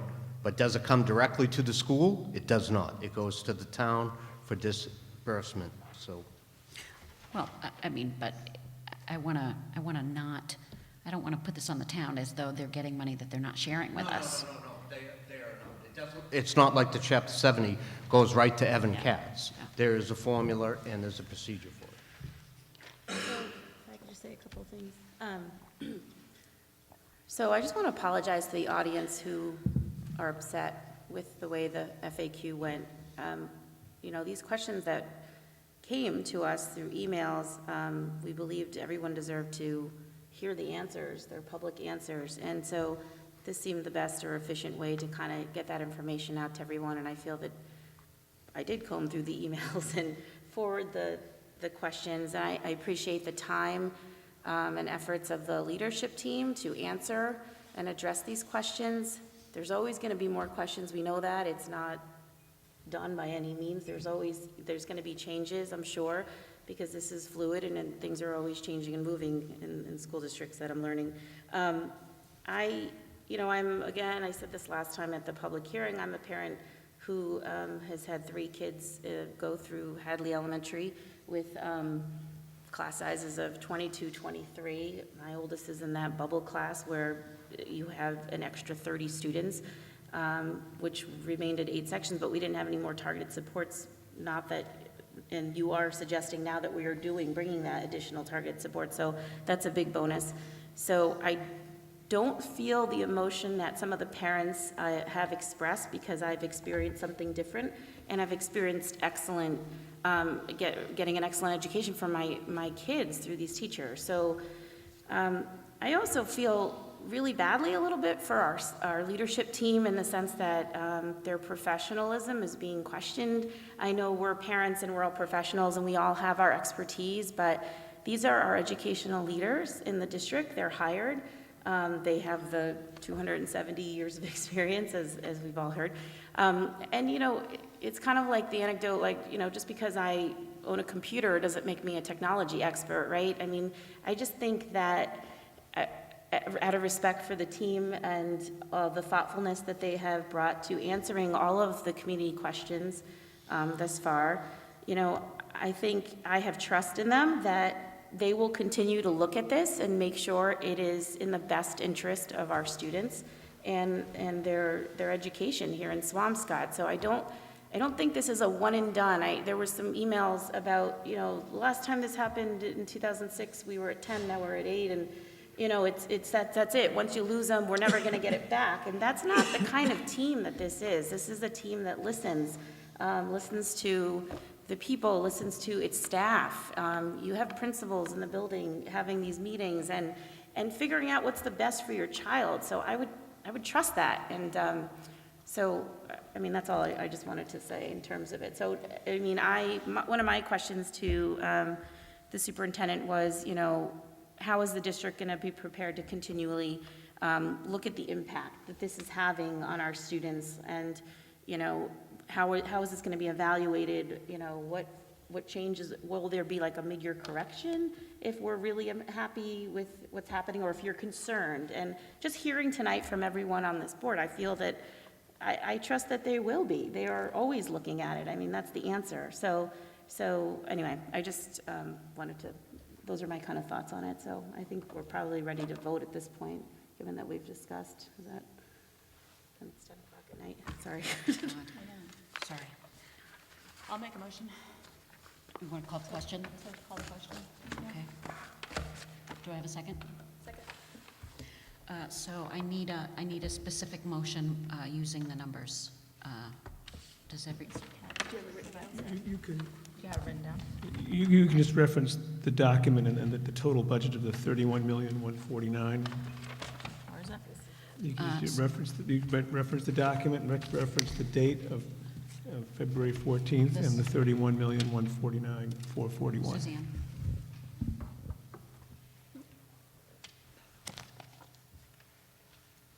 That one right there? All right, seriously, I can't even see it. The numbers are so small. I make a motion to vote on the FY 2019 budget for $31,149,441. Yes, is that? That's the right number. I just want to make sure As that, outlined in the document. as the presented to the committee. first year of my doing this, I just want to make sure I'm getting the question right. Okay, so I'll entertain a motion. Or, Wait a second. Why does that say 2.5% under it, Evan? because that's the total growth versus the growth that we're looking for from the town allocation. Okay. So that's correct, yeah, that's It's correct. the total, because it's reference to all the sources of funding. So I'm sorry, just because that was, just because I'm tired and I want to make sure that we get this right, will you just say that one more time? 31,149,441. Okay, so that you, and do I have a second? I'll second. Any further discussion? And I'll take a vote. All in favor? Okay, the motion passes. Madam Chair, I'd make a motion that the Director of Curriculum and the Tri-Chair report be put on for another agenda. No, they're here. I You're out still. of deference to, there is a teacher here who's Yes. going to make that presentation. I want to be mindful of her. Poor Ms. Donna's been Right. sitting here through this whole thing. So Make her go home. we do have Ms. Emily Zotto Barnum that was Don't make prepared her to go home. speak. I think that, I don't know what everybody's, not only is she here, this is really great news. Yes. And so it would be. Okay. Seriously, Ted, if you had to sit through all that, you should be able to give a presentation. No, we'll keep that And one. I, for one, would like to thank you for your patience, and I can't wait to hear. Yes, yes, thank you. Ms. Barnum is going to be speaking to the dropout rates, the report on that, as well as the SAT, AP, and ACT test results. Thank you. Thank you to my leadership team. If you want to head out, you can, but you can certainly see this great news. Sure. I'll give you a clicker. I really need that. Emily, thank you for sitting through.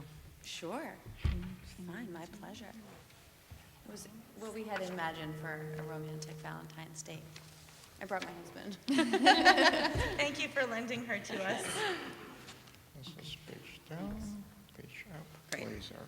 Thank you.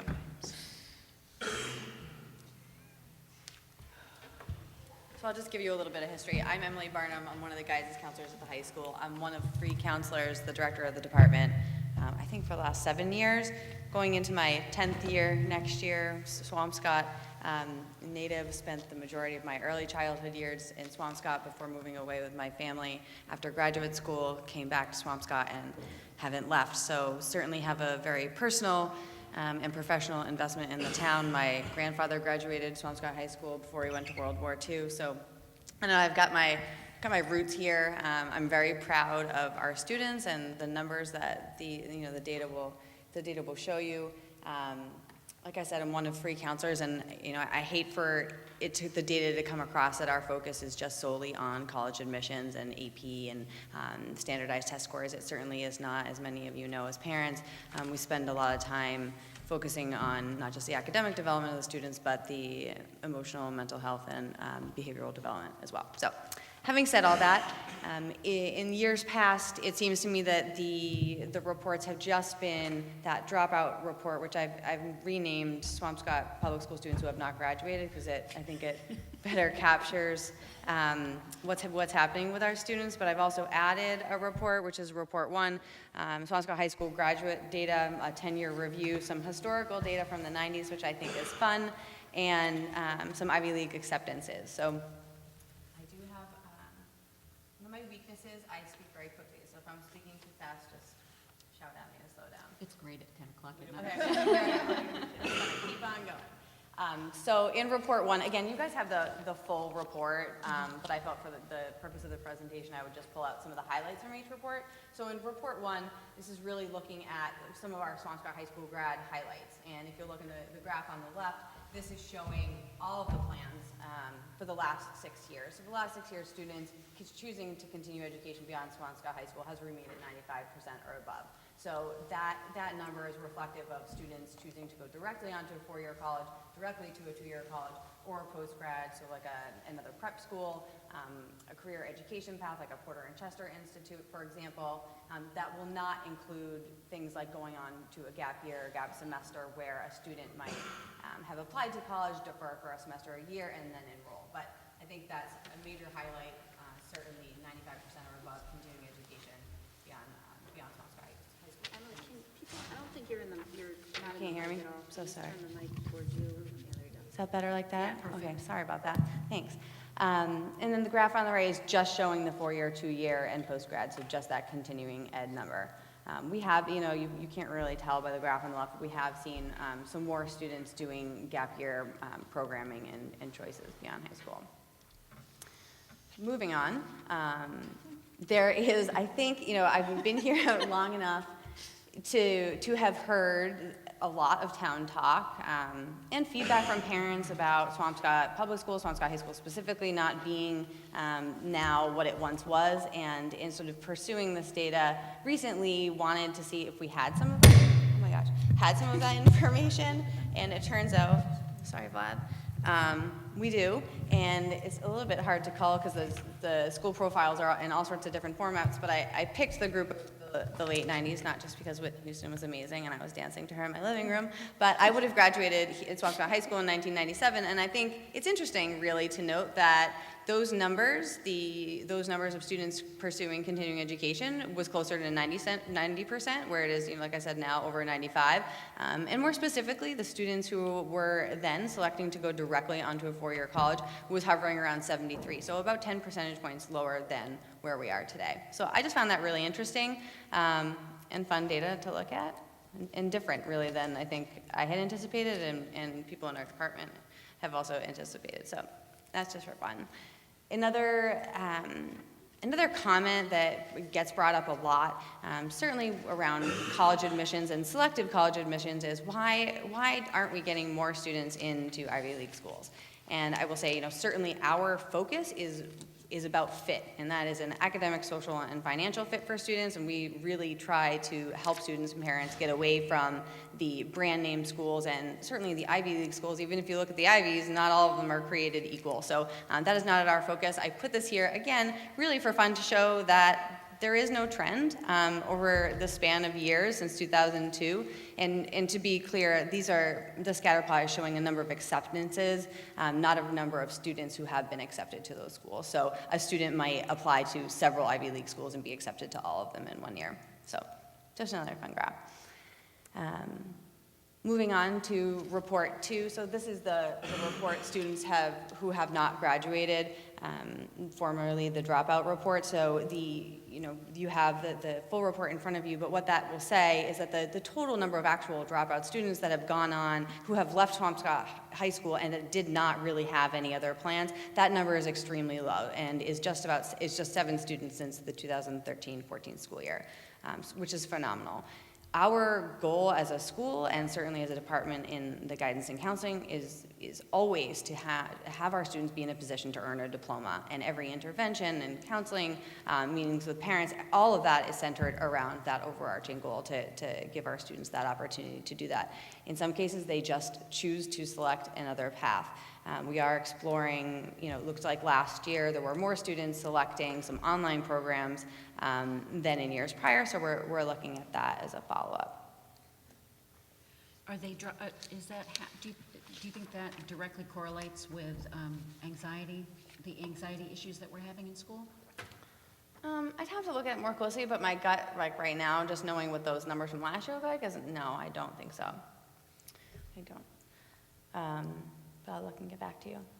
Report 3 talks about the SAT data. So for those of you that aren't aware, so both SAT and ACT are college entrance exams. Now, not all colleges require a college entrance exam like the SAT or the ACT, but by and large, most students will take one of those exams in their junior spring, and they are considered in terms of qualitative measurements that colleges are assessing in terms of the admissions decisions. The SAT and the ACT are some of objective measures that they're looking at. So I did add this year the North Shore town comparison, because I collaborate with the North Shore directors, and Linfield puts together a presentation for their school committee as well, so we had agreed that it would be okay to use some of their slides. But you'll note here this first graph, our overall mean scores, is showing the top 2 longer lines are evidence-based reading and writing. So that's formerly the critical reading. The SAT had an overhaul in March of 2016 and renamed their test. So that's the evidence-based reading and writing, and then math. And we are still looking at that 1600 scale. So each section is scored out of 800. So you'll see with evidence-based reading and writing, we're at 580. For surpassing the state, as well as in math at 578, again, passing the state. I forgot to put the national numbers on here, but I pulled it today, and it's not really surprising that for evidence-based reading and writing for national is 533, and for math 527, so you can see that we're far above those averages. Moving forward on this next slide, like I said, our critical reading or evidence-based reading and writing is reflected on the left over the last 5 years, and then compared to the right, evidence-based reading and writing mean scores for 2017 for North Shore area towns. The takeaways here for me are that we continue to improve. We're above the state averages, and also we are either consistent or doing better than 7 other area towns.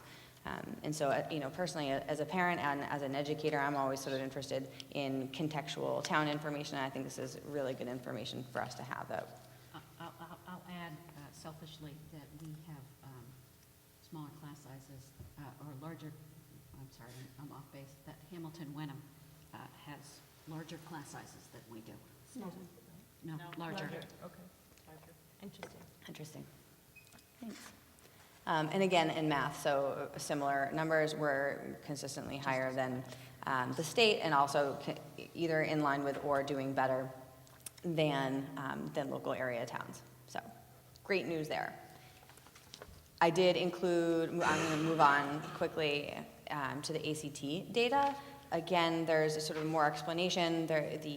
When the SAT did have the overhaul in March of 2016, the exams look much more similar than they ever did in terms of the items that they were assessing and the curriculum that it focused on in the school. So for us, there could have been an argument at one time, is why do we spend more time on SAT than ACT? And I think even less so now. There's really no motivation to put more effort necessarily into supporting our students prepping for ACT.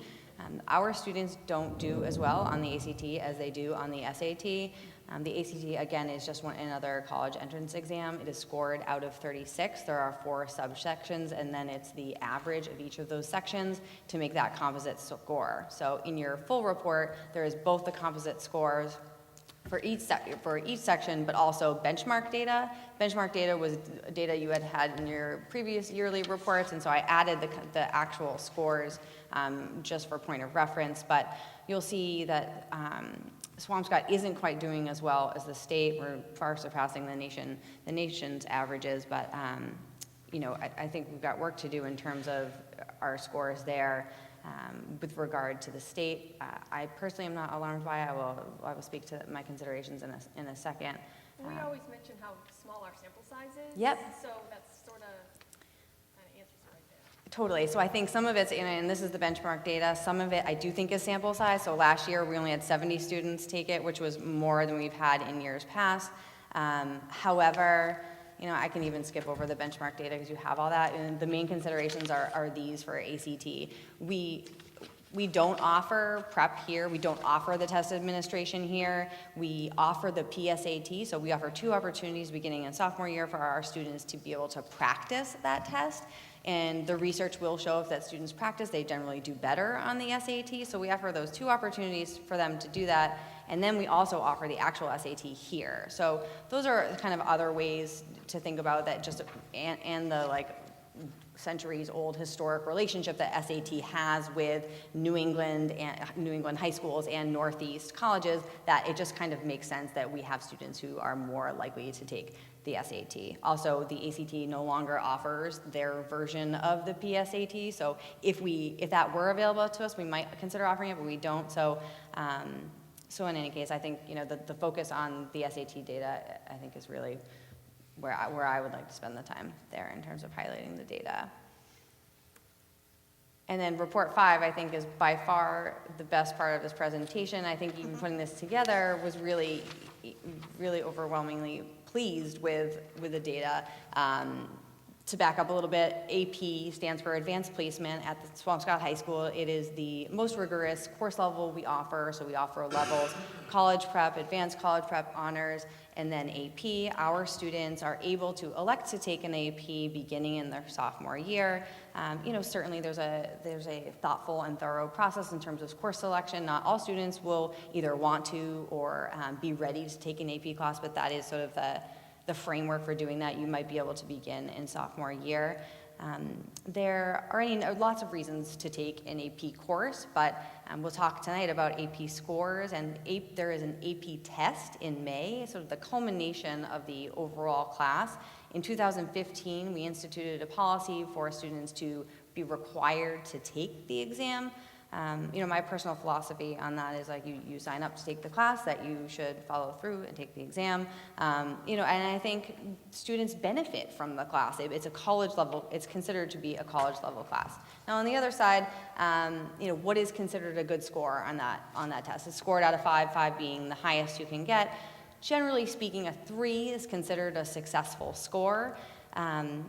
That the benefit can be at the college level. Some colleges will accept, will give students college level credit for a 3 or higher. Some don't. Some will only for a 4 or higher. Some 5. Some say we won't give you the college level credit, but we'll let you skip, intro to psych, and you'll go right to the next thing. So there are benefits for it beyond, but that's those are other considerations for the AP. But I do think there are a lot of benefits to it. Again, you have these graphs. This particular slide, it's the same graph in the next 2 slides, but here, what I'd like to highlight is, 1, the number of SHS students taking AP classes and the associated test is at its highest level. So in 2017, we had 172 students, AP students, and we administered 428 exams. Of those exams, at 82.6%, so almost 83% of the scores are 3 or higher, which is awesome. The number of exams taken at HSS is its highest level. I said that, and like you'll notice, as I said, in 2015, that was the first year we required the test. I think we all kind of anticipated that number to really decline significantly, and I actually don't really think that it did. I mean, 86% in the year prior, but I honestly think that this has been pretty consistent, and we're on the increase. So with everything, with all those changes, I think this is really, really strong performance by our students. The next slide, again, the 82.6% here is showing that we are far above the state averages and certainly way outscoring global averages by far. So in terms of the 3+ numbers.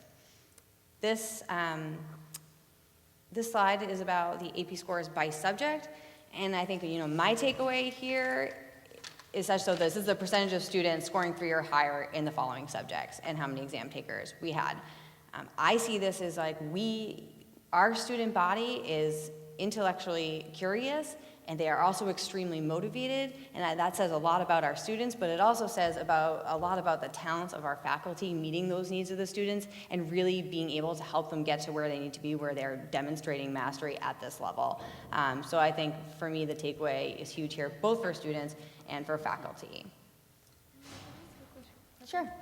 Is there a way to know how many kids were in the class, like Calculus BC, it says one took it, but Yeah. how many were in that class? Well, everybody, they all have to take it, right? Yeah, so that Calc BC is not a class that we offer here. We offer Calc AB. So you'll see that Calc AB shows up a little bit below. So 95% of the students who took Calc AB. These are the percentage of students taking the exam. Oh, why would they all be 100%? Right, because you just said that's percent scoring 3 or above. Right. Oh, sorry. So the other ones, That's okay. The other ones tanked it. So that makes sense. So it looks, there was only one student in the class because we didn't offer the class. He took it online and he took the test. What about art history? 4 kids? Is 4 that a kids in class it. or is that online? It was a class. Wow. That's the new class, right? That's Yeah, I think it's just our second year, right? Yeah. Yep. And then finally, I think the pie chart's the best of all of them.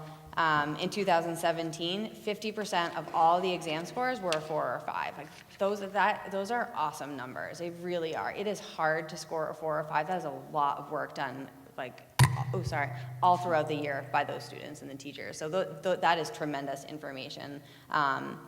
And that too, there were more scores of 4 than there were of 3. So I think overall, I think this is an overwhelmingly positive report, just in general, just about. And we're assuming this is from freshmen to seniors, are all able to take APs or no? Yeah, so again, sophomore year would be the first time that you would be able to take an AP class, and that's AP European History. So you can take that one either sophomore or senior year. Students in junior year, we're looking at AP US History, AP Language and Composition, potentially AP Physics and/or another science, maybe AP Art History. And then as seniors, generally you're doing, if you're let's say you're taking all of them, let's just pretend in the hypothetical scenario, you could be taking AP Calculus, AP Literature, AP Stats. No, not many students take all of these APs. I mean, that's for a select few that really can manage that. But those are the kind of opportunities at each grade level. I just want to say this is the most comprehensive, well-done report we've had ever before us for these. Yes. Sure. Yes. I'd love to. That was fun to do it. Thank you for staying.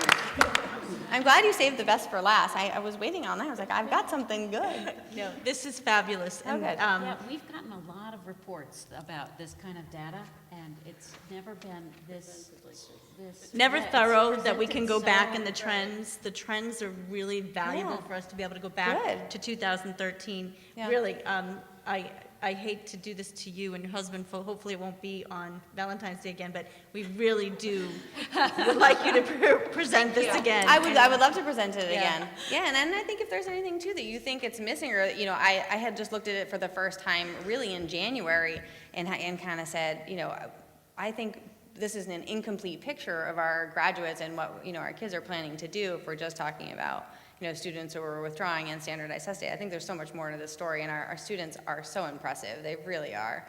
Well, I just want to say you're impressive, and your passion for what you do comes through. Thanks. And I mean, we've worked together for quite some time, but I think you know the kids best in terms of college applications Yeah. and things, and I just think this report really reflects your passion for what you do. So thanks. thank you. We love it. Appreciate it. So there's a couple follow-up items there at the end, just that we're going to be reviewing that withdrawal information. I know, Ms. Cooper, you had brought up the note about, I think maybe it was you, about mental health. I can't remember who said that. Anxiety, and we'll see what that's about, but definitely looking into that and breaking down some ACT data. But we're also talking, with department chairs recently about breaking down some of the subsections of the SAT to look at more where students aren't as successful in certain areas, whether it's the hearts of algebra or words in context. So we're looking at that too. That's been something we've been talking about. Anyway, that's it. Blah, blah, blah, blah. Well, Very nice to see you all. Thank you. If I could just add, especially since you're so close to the students and who are performing at these levels, as you come across just interesting anecdotes or stories or things, like these are the kinds of things that we love to hear. So Okay. please do share. Okay, that's great information. I will definitely keep that in mind. Absolutely. Thanks. Thanks so much for having me. Thank you, Emily. Have a great And night. thank you for staying, and thank you for staying with her. Take her out somewhere really special. Okay.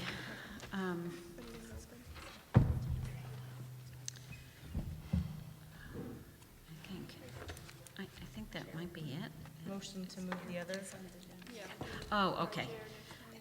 Yeah, so the chair report, you've heard all, you guys are all up to speed on everything I know, and then some.